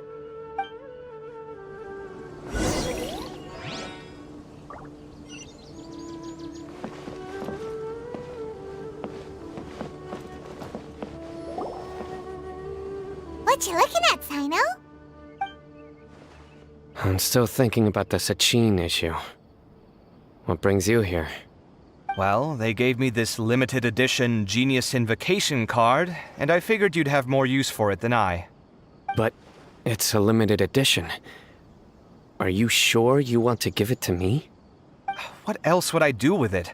I have no use for it.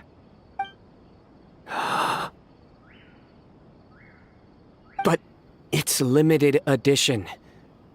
Kave, are you in trouble? You don't have to do all this. Just tell me what's wrong and I will help. Oh, that's not what I meant at all. Yes, I have all sorts of problems, but that has absolutely nothing to do with this card. I'll figure my own issues out by myself. All right. In that case, I accept your generosity. But now that I realize that you have no concept of its value, I cannot simply take it from you. How about this? I shall buy it from you at a fair price. Namely, the price that the previous limited edition card sold for. Oh, come on. It's just one card. How much could it really be worth? 1 million more at the very least. How much? 1 million more? If you feel that's too low, I can go a little higher. 1 million mora for a card? But you already have a whole bunch of these, shiny ones, don't you? I saw your deck last time we played. Not every card is this valuable, and some cards are exquisitely designed, but not rare. Huh. Well, I guess they must pay you plenty to be General Mahamatra if you're splashing out on things like this. But really, it's fine. I'd feel bad taking mora from a friend. Don't feel bad. I save a lot. I can spare the mora for this card. You don't spend all your savings on your hobbies, do you? You should watch that, you know. You definitely don't want to end up borrowing money in a moment of impulsivity. Living with debt is miserable. Sounds like you're speaking from personal experience. I guess you've been through a lot? I don't want to talk about it. In that case, maybe you're the one who should be listening to your advice. In any case, I, Sino, will take this precious card, and it shall join the deck of destiny. Kaveh, come with me in a few moments to collect the mora. Thanks to you, I have achieved my goal for participating in this tournament. All right, if you insist. Far be it from me to refuse your courtesy any further. Well, at least I'll be able to keep on top of my bills this month. Maybe I'll even have some left over. In fact, let me treat you all to a meal later. Bring Tighnari and Kale, too. Well, this is what they call all's well that ends well. Paimon wonders how the other contestants are doing. Let's go check in with them, shall we? Since we're guest commentators and all.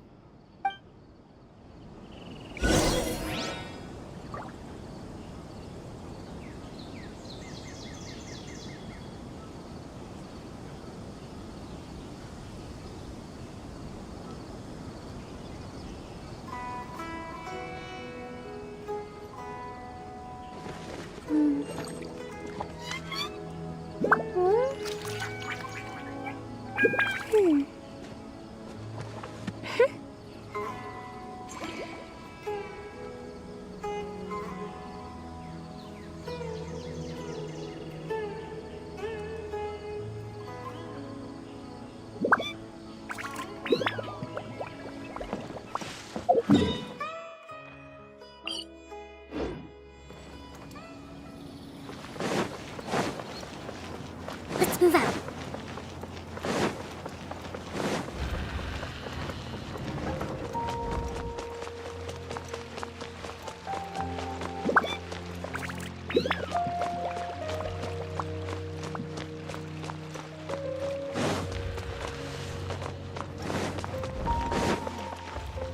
System with the divine trees.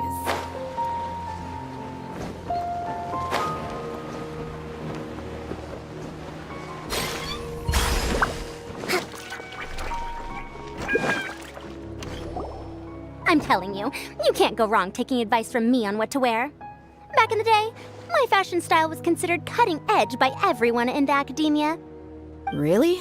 Well, then, sure, Madame Farzan. Maybe you could pick out a few fashionable outfits for us. Farzan! Nilu! Even Dia and Candace are here! What are you all up to? Candace and I bumped into these two while we were strolling through the streets. Madame Farzan here's pretty friendly. When she heard that we were buying clothes, she decided to give us some help. I don't really see anything I'm familiar with. Never mind. We can purchase some textiles and make the clothes ourselves. Let's go with the plain fabric as our base, and embroider red and pink flowers on. Oh, and some green leaves. Oh, wait a sec. You sure that's the latest style? That sounds a lot like what the older folks back home would wear.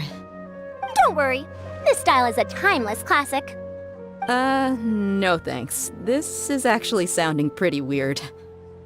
Wait. Madame Farzan's right.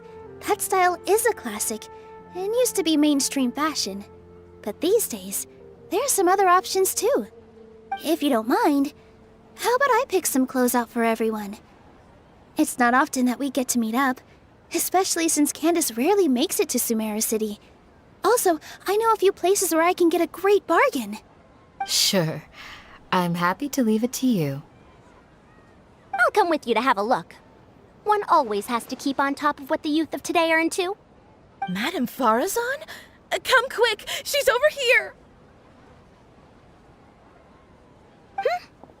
Who are you? We're new in the academia. We saw all the amazing things you did during the competition. Do you have any classes we could sign up for? Of course I do. And you're both very welcome to join. That's great! We can't wait. What's your area of research? Precision mechanics? I'm from Haravatat.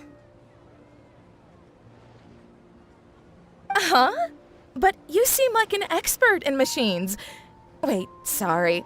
I remember now. You were representing the Haravatat Darshan in the championship. Oh, their classes are so boring, though. I'm sorry, ma'am. Let me know if you run any other classes in the future. I'll be there. I knew it. What about you? Aren't you going to leave with your friend? I think you're amazing, Madame Farazan, and I'd like to learn from you for a while, if possible. I can take the class you're teaching as an option, even though cross-Darshan lessons might be a little tough to arrange. But I look forward to learning from you. I see. You're a good egg, child. Don't worry. Study under me, and I promise you, you will get the best teaching available. Thank you so much, ma'am. Well, I won't disturb you any further. See you in class. I don't quite understand what happened there, but congratulations, I think. Traveler, Paimon, would you two like to come and pick out some clothes? Sorry, we can't. We've got a meal with Kaveh later, and we have to check in with all the other contestants before then. Oh, by the way, have any of you seen Hat Guy or Layla?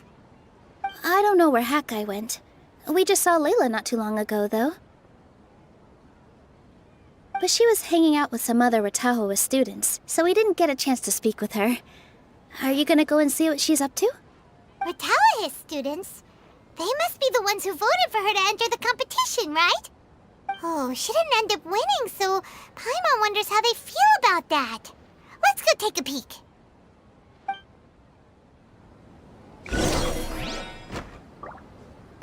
If you don't come to Sumeru City often, classic floral designs aren't a bad choice. Those don't really go out of style. And of course, since you're putting this on your body, you need to consider the type of fabric the clothes are made from. Some materials might look stunning, but they can be terribly uncomfortable to wear. Agreed. After all, is fashion not the constant phasing in and out of classics? In that sense, you could always consider the style I suggested too. Wait, sorry, ma'am, but I think it could be quite a while before the style you recommended comes back into fashion.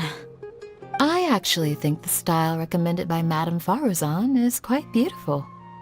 Isn't it just? You have a discerning eye, my dear.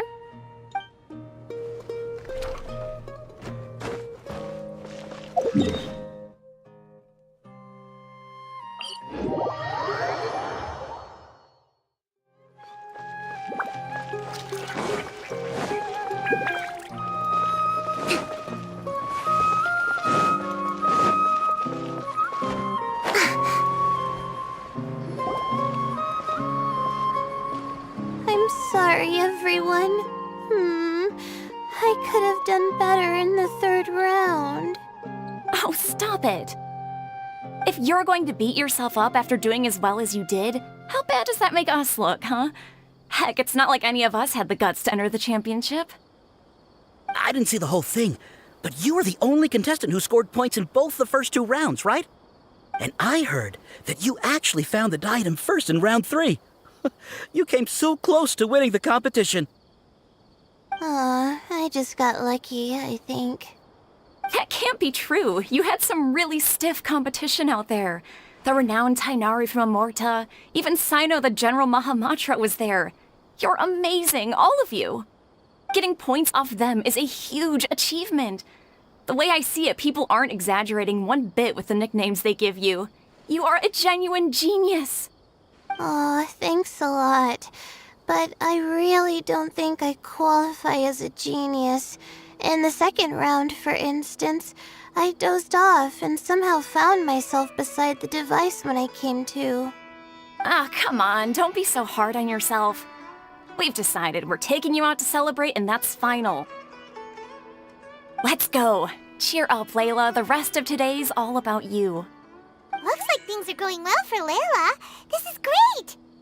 We haven't seen Hat Guy since the end of the competition. Oh well, it's almost mealtime. We'd better go meet up with Kaveh and Sino now.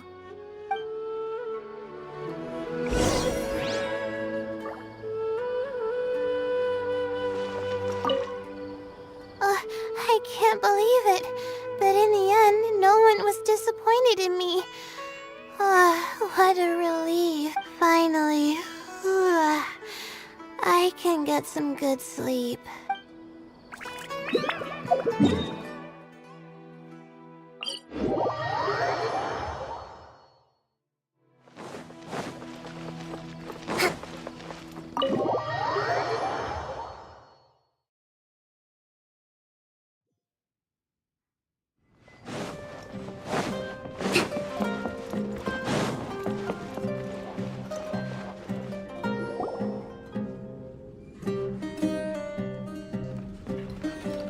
Are you sure you have enough to cover this?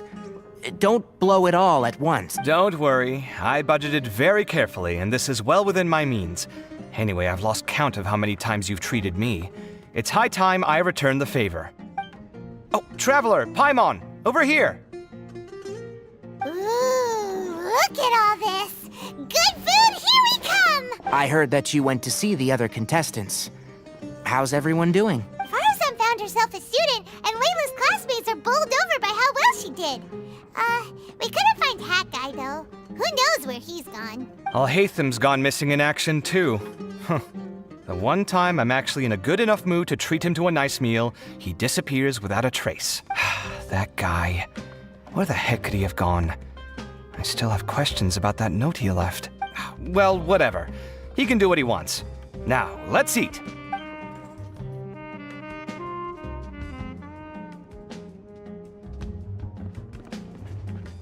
You shocked me a little when you hurled the diadem to the ground.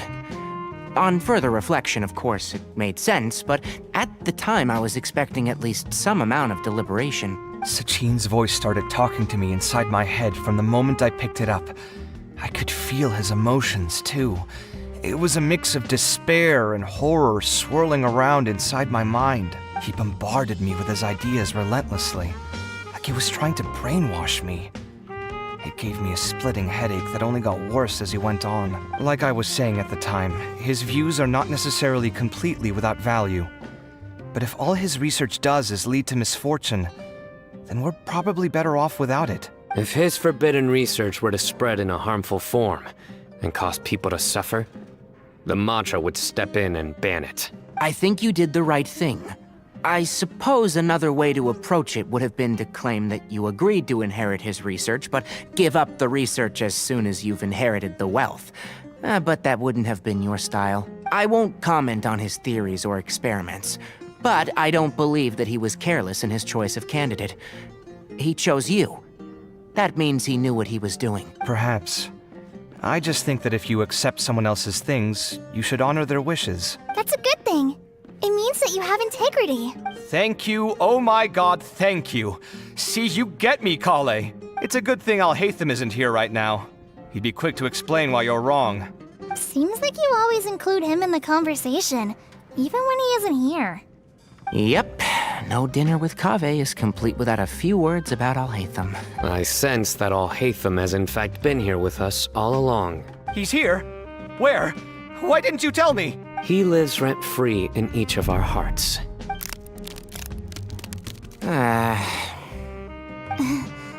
Oh, that was horrifying. It literally sent chills down my spine. Good thing you didn't say that before we started eating. That would have killed the mood in a heartbeat. All right, enough about Al-Haytham. Tainari, did you achieve what you wanted out of the championship? I did, in the first round, in fact. Word of mouth proved very effective. I spoke to a handful of people, they told their friends, and so on. Now, a record number of people have signed up to attend the next lecture. Oh, are you free next month? You should come along, maybe even say a few words. About what? I don't know the first thing about anything Amorta related. Just play to your strengths. For instance, you could talk about the distinguishing features of rainforest architecture, or ask everyone not to chop down too many trees the next time they're building a house. Oh, well, that's no problem. Sure, I'll make time. Has everyone had enough to eat? I can order more if anyone's still hungry. I'm full. Paimon's super full, too. If only we could eat like this every day. Yeah, we should do this more often. Work will always be there, but seeing friends is important too. This is a good restaurant. Let's definitely come here again. Sounds good. We should pick a few other places as backup options, though. There are other good places around here, too? Oh, and don't forget to invite us if you go. There's nothing we love more than good food. Kaveh, do you have plans after this? I was thinking of maybe going to the academia for some alone time. Nothing set in stone, though. Why do you ask?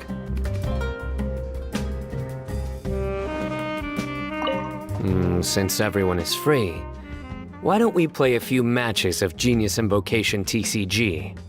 Eager to show off your new limited edition card, are you? Not to show off. This is my way of thanking you for your help. Only my best friend will have the honor of seeing this card's debut play. All right, sure. I didn't bring my deck with me, though, so I'll need to borrow one. Actually, Master, I made a new one a few days back. Don't tell me you've been spending all your study hours playing cards. Come on, no need to be so stern. They do say that your innate interests are your best teacher, don't they?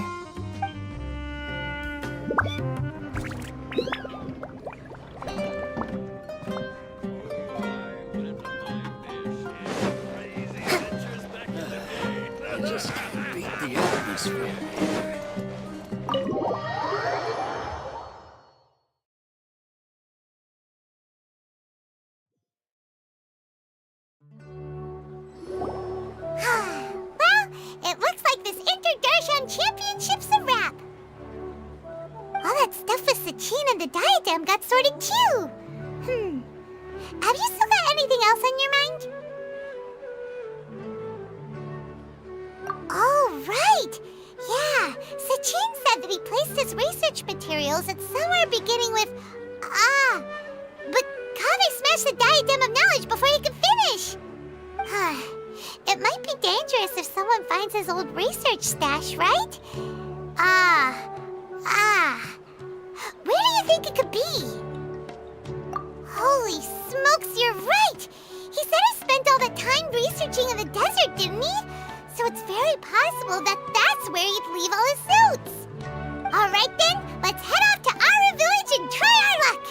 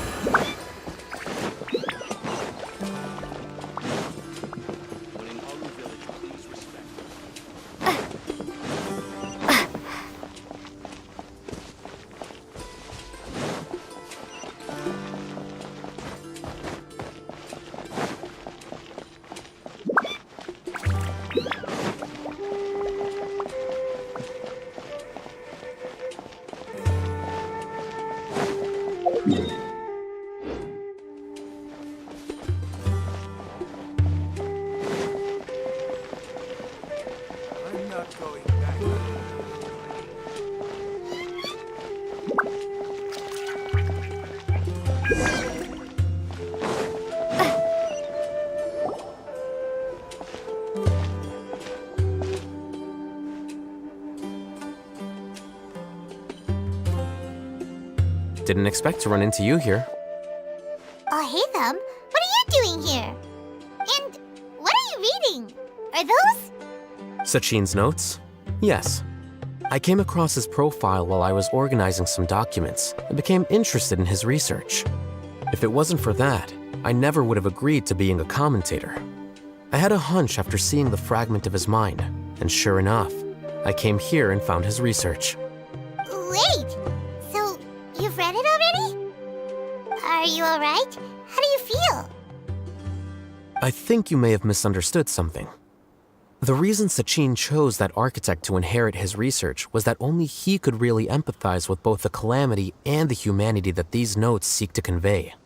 Only one who resonates with these sentiments would suffer and begin to think of history as bleak, the present as perplexing, and the future as pessimistic.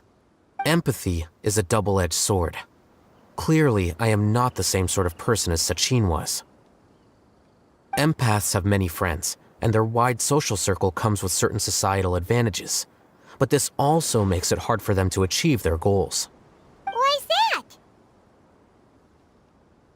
All important things in life involve other people. As such, it's extremely difficult to live a life that causes no harm whatsoever to others. If you really want to achieve your goals, you have to be prepared to make enemies along the way. Not everyone can deal with that reality. And that reality is like the material here. Objective, heavy, negative. But, at the end of the day, for all these experiment results and conclusions, it's just one person's perspective, Sachin's. So, what are your thoughts now that you've read it? As a scholar, Sachin was without a doubt a genius. He laid the blame for the darkness in the world squarely on humanity, experimented extensively with reliable results, and drew logical conclusions. In that sense, one might say his views were correct. So, people are bad? And things can only ever get worse? All of that's true? That is not a question for me to answer. Someone else will arrive shortly. You can ask them instead. All I will say is that the world is not built on correctness alone. Sometimes, being correct means nothing at all. Lofty ideals may provide no defense at all against nihilism, but perhaps little decisions can. By their own choice, the idealist seeks to bring happiness to all while denying themselves the same. Thus, they shall never reach even the borders of truth until they wipe away the ignorance that blinds them. I've never been able to agree with certain philosophies. Even Sachin himself struggled to comprehend the notion of sacrificing oneself for the greater good.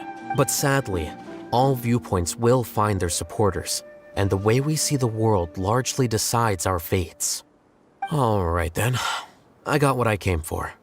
These research materials are yours to look after. I'll be off. Wait, so you came here just to read this stuff? You missed out on a big get-together, you know. Get-together? Ah, yes, that makes sense. This is a good opportunity for that sort of thing. Guess what? Kaveh treated everyone this time. Then I'm sure he packed up the leftovers for me. See ya. And there he goes. Well, it seems like he really wasn't affected by this research. He said that someone else would answer our questions. Who do you think that'll be?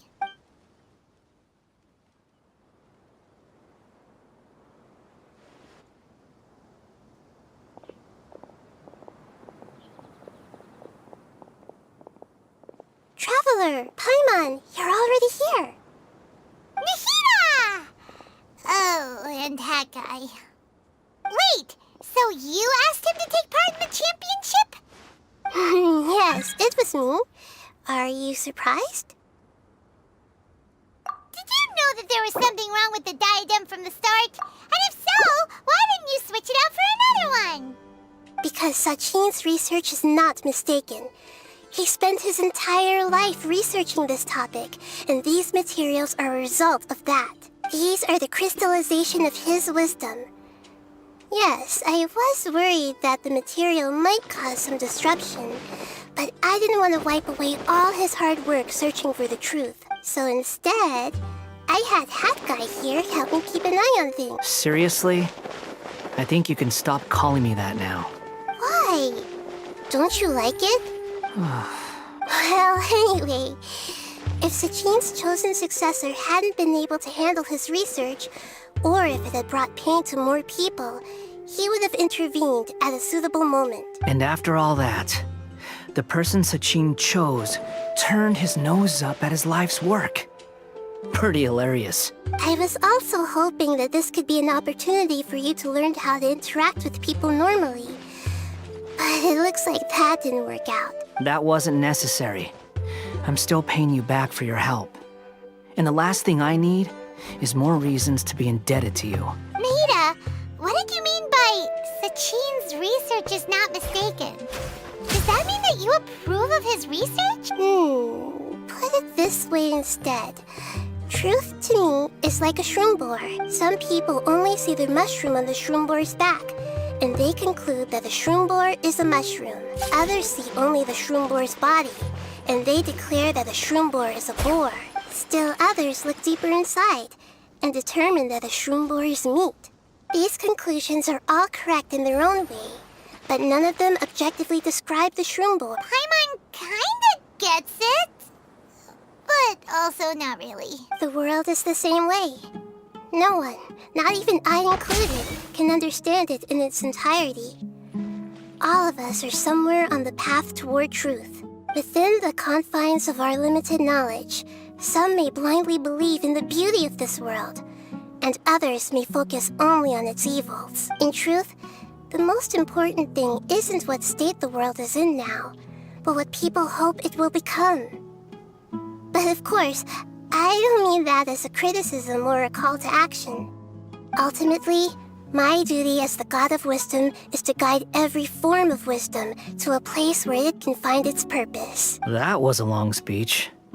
So what are you actually going to do with these research materials? Because Kaveh, as the successor of this research, does not wish to see these ideas disseminated, I will seal it up. But even though Sachin's research could be considered negative wisdom, it is still a building block of the truth. If someone wishes to follow in his footsteps in the future, I will not stop them. I also look forward to the day that a member of the Vahumana Darshan can not only comprehend his theories, but also find a way out from the despair as well. Vahumana doesn't have that kind of talent. Wait, you're not intending to keep me in Vahumana long term, are you? I don't remember signing up to become a scholar. Don't you think I'm useful enough to you as a prisoner? Oh boy, here we go again. You think so? Well, to that, I would say that in Sumeru, even prisoners have a right to an education. I hope that your studies in Vahumana will help you deal with your own fate and learn how best to settle old debts from your past. I will review your final thesis myself. I'm expecting great things from you, Mr. Hat Guy.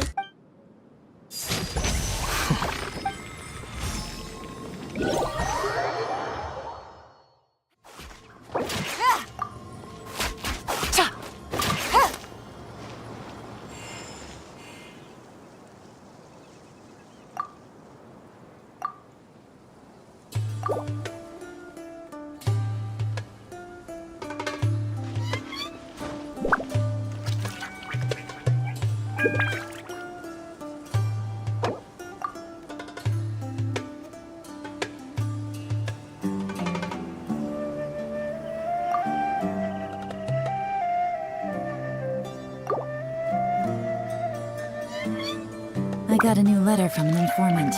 Looks like the situation has changed again.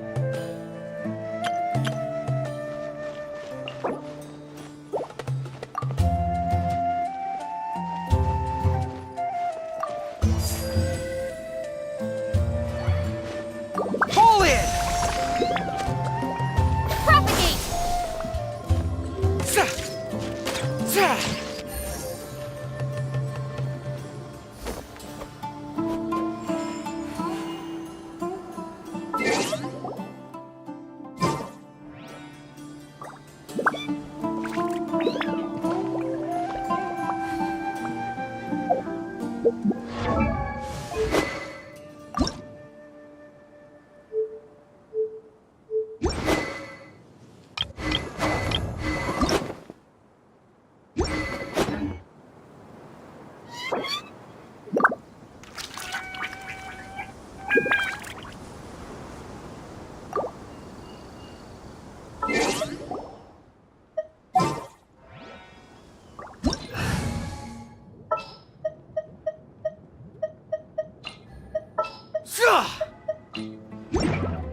Charge!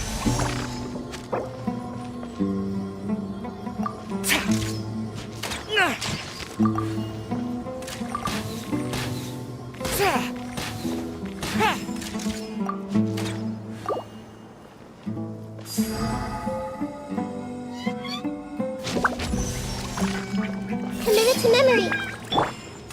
Fire hazard.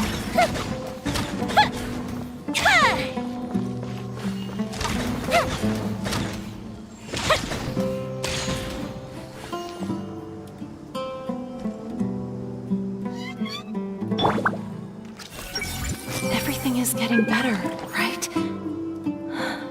No, it's better not to be blindly optimistic.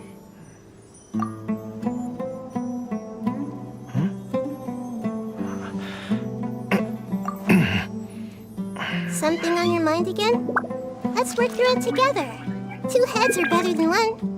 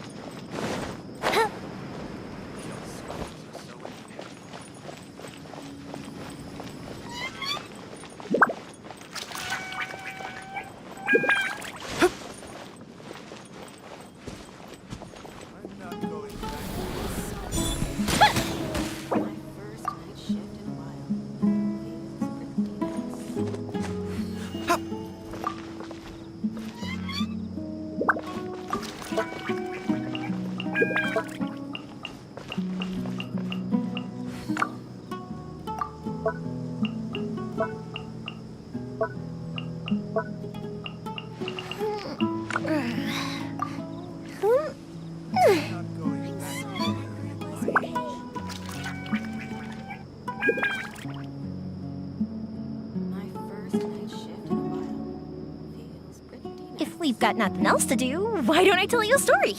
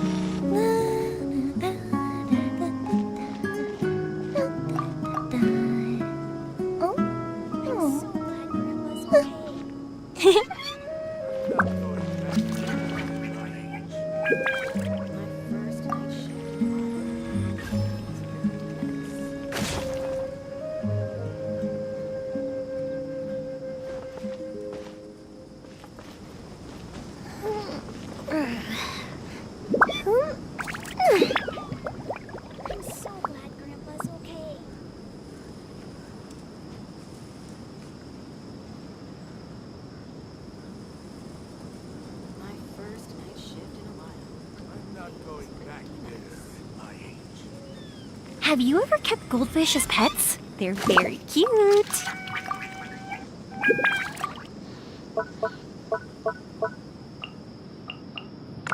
I'm so glad Grandpa's okay.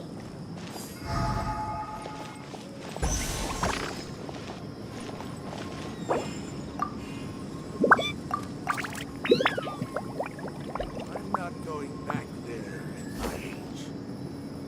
My first night shift in I'm so glad Grandpa's okay.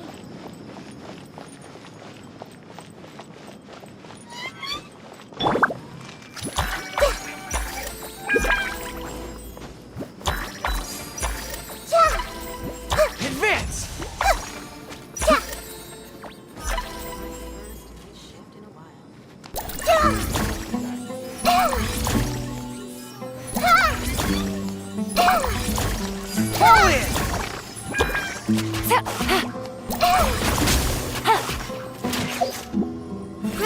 Grow!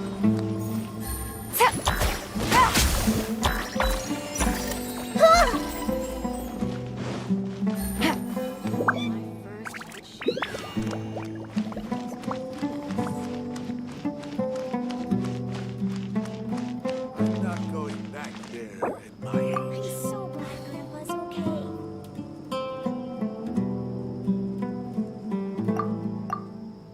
Please, stay away. Young scholars are so impetuous these days.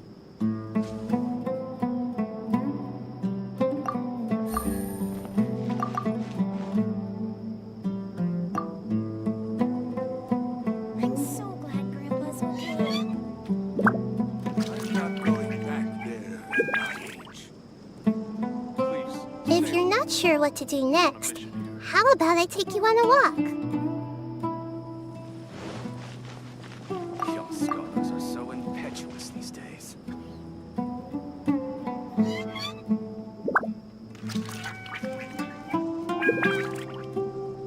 I'm so glad I'm Grandpa's not okay. going back there at my age.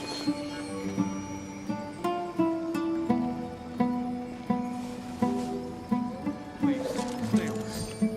I'm on a mission here. Young scholars are so impetuous these days.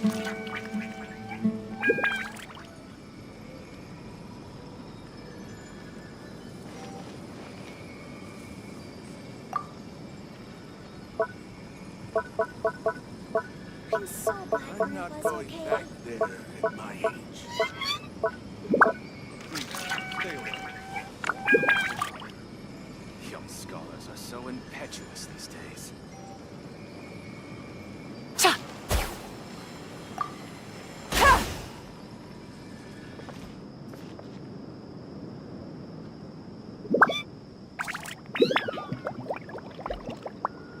I'm not going back there at I'm my so age. glad Grandpa's okay. Please, stay away. I'm on a mission here. Young scholars are so impetuous these days.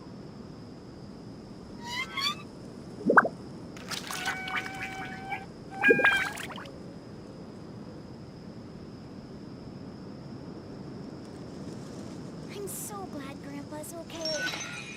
I'm not going back there at my age. Please, stay away. I'm on a mission here. Young scholars are so impetuous these days. What they say is true. You have to see the world for yourself to appreciate how beautiful it is. I'm not going back there at my age.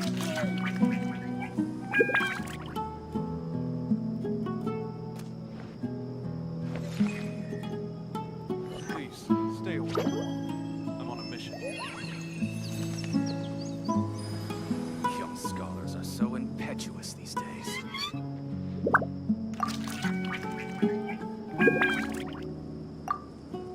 I'm so I'm glad not going Grandpa's back okay. there at my age. Something on your mind again? Let's work through it together. 2 heads are better than 1. Please, young scholars are so impetuous. impetuous these days.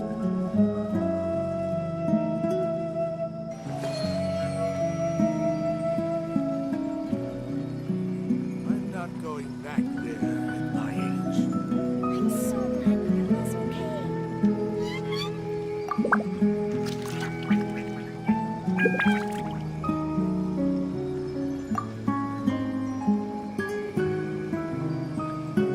Please, stay away. Young scholars are so impetuous these days. I'm not going back there at my age.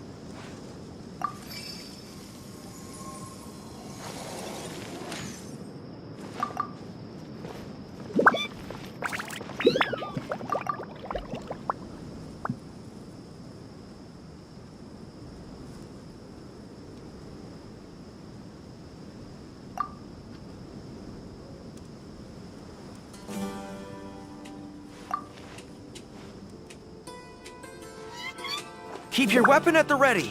You never know what's around the corner.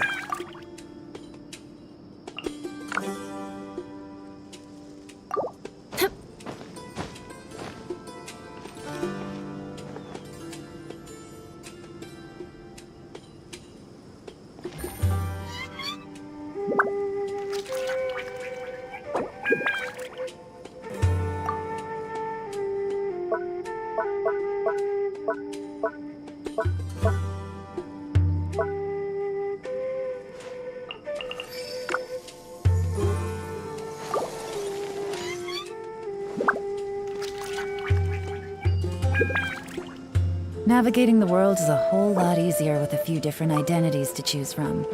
Need me to come up with some for you?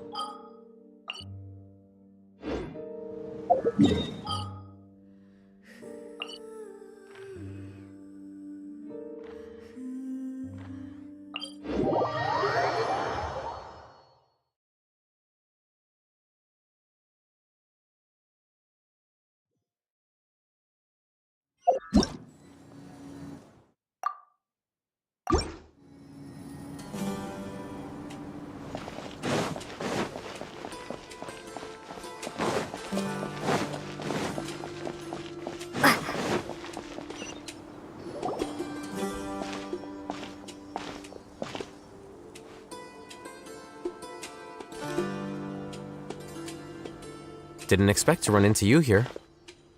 Oh, hey, Thumb. What are you doing here? And what are you reading? Are those? Sachin's notes? Yes. I came across his profile while I was organizing some documents and became interested in his research. If it wasn't for that, I never would have agreed to being a commentator. I had a hunch after seeing the fragment of his mind, and sure enough, I came here and found his research. Wait! So, you've read it already? Are you alright? How do you feel? I think you may have misunderstood something. The reason Sachin chose that architect to inherit his research was that only he could really empathize with both the calamity and the humanity that these notes seek to convey. Only one who resonates with these sentiments would suffer and begin to think of history as bleak, the present as perplexing, and the future as pessimistic. Empathy is a double-edged sword. Clearly, I am not the same sort of person as Sachin was. Empaths have many friends, and their wide social circle comes with certain societal advantages. But this also makes it hard for them to achieve their goals. Why's that?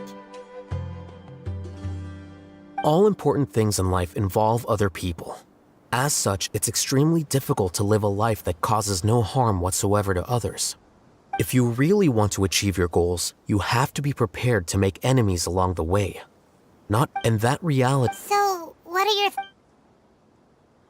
As a scholar, Sachin he laid the blame. So... That is not all I will say is that the lofty idea by their own choice, the idea I've never been able to agree, but sadly, all right then. Wait, so you came... Get together? Guess what? Then I'm sure he packed up the leftovers for me. See ya. And there he goes. Well, it seems like he really wasn't affected by this research. He said that someone...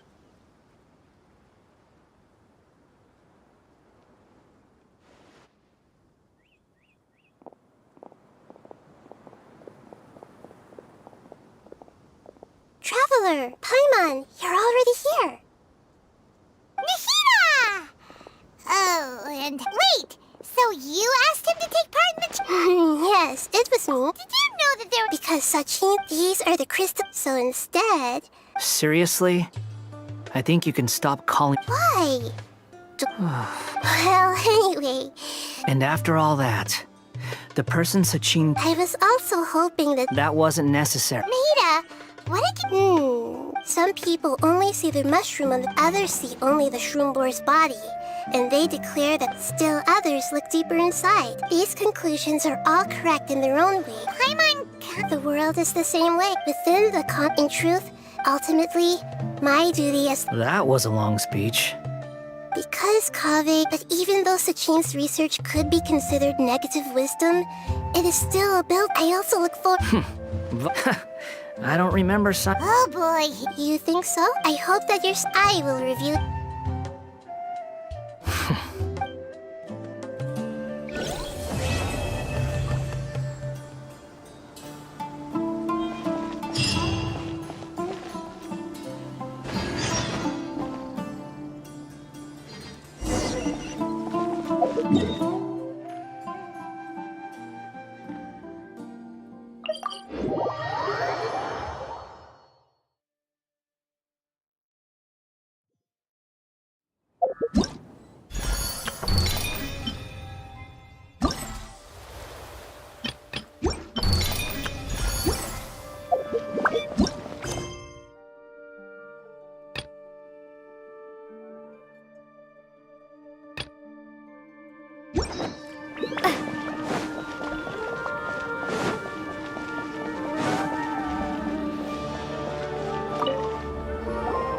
20 years ago, the Academia had just received Sachin's estate. To celebrate the huge... I was very young then, and I remember seeing posters for the Interdarshan Championship all over the city. I couldn't help but mention it to my father. I even told him that I really liked the look of the diadem. It was so unique. So he said, "Why don't I win it, so I can let you play with it for a few days?" That made me very happy, and I nodded enthusiastically. But to my surprise, he didn't win. And when he got back home, he seemed extremely depressed. Later, he left home, saying that he wanted to do some investigating in the desert. The quicksand got him not long after that. For many years, I couldn't face up to it at all. If I just kept my mouth shut, maybe none of it would have ever happened.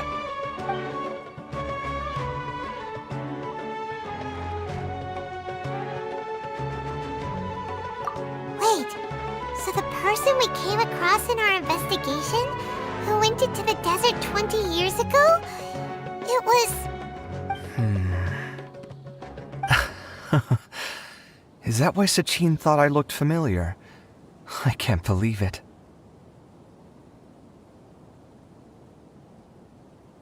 My father was always too kind for his own good. Sachin's research would have saddened him greatly. He must have gone into the desert when he heard about it to find those who were still suffering. It all makes sense now. I've tried telling myself so many times over the years that maybe his sudden depression wasn't because he didn't win the competition. Maybe something else was going on that I wasn't aware of. But in the end, it all started with me mentioning the competition to him. Oh, Kaveh. Don't worry. I destroyed the diadem. There will never be another tragedy like this again. Never again.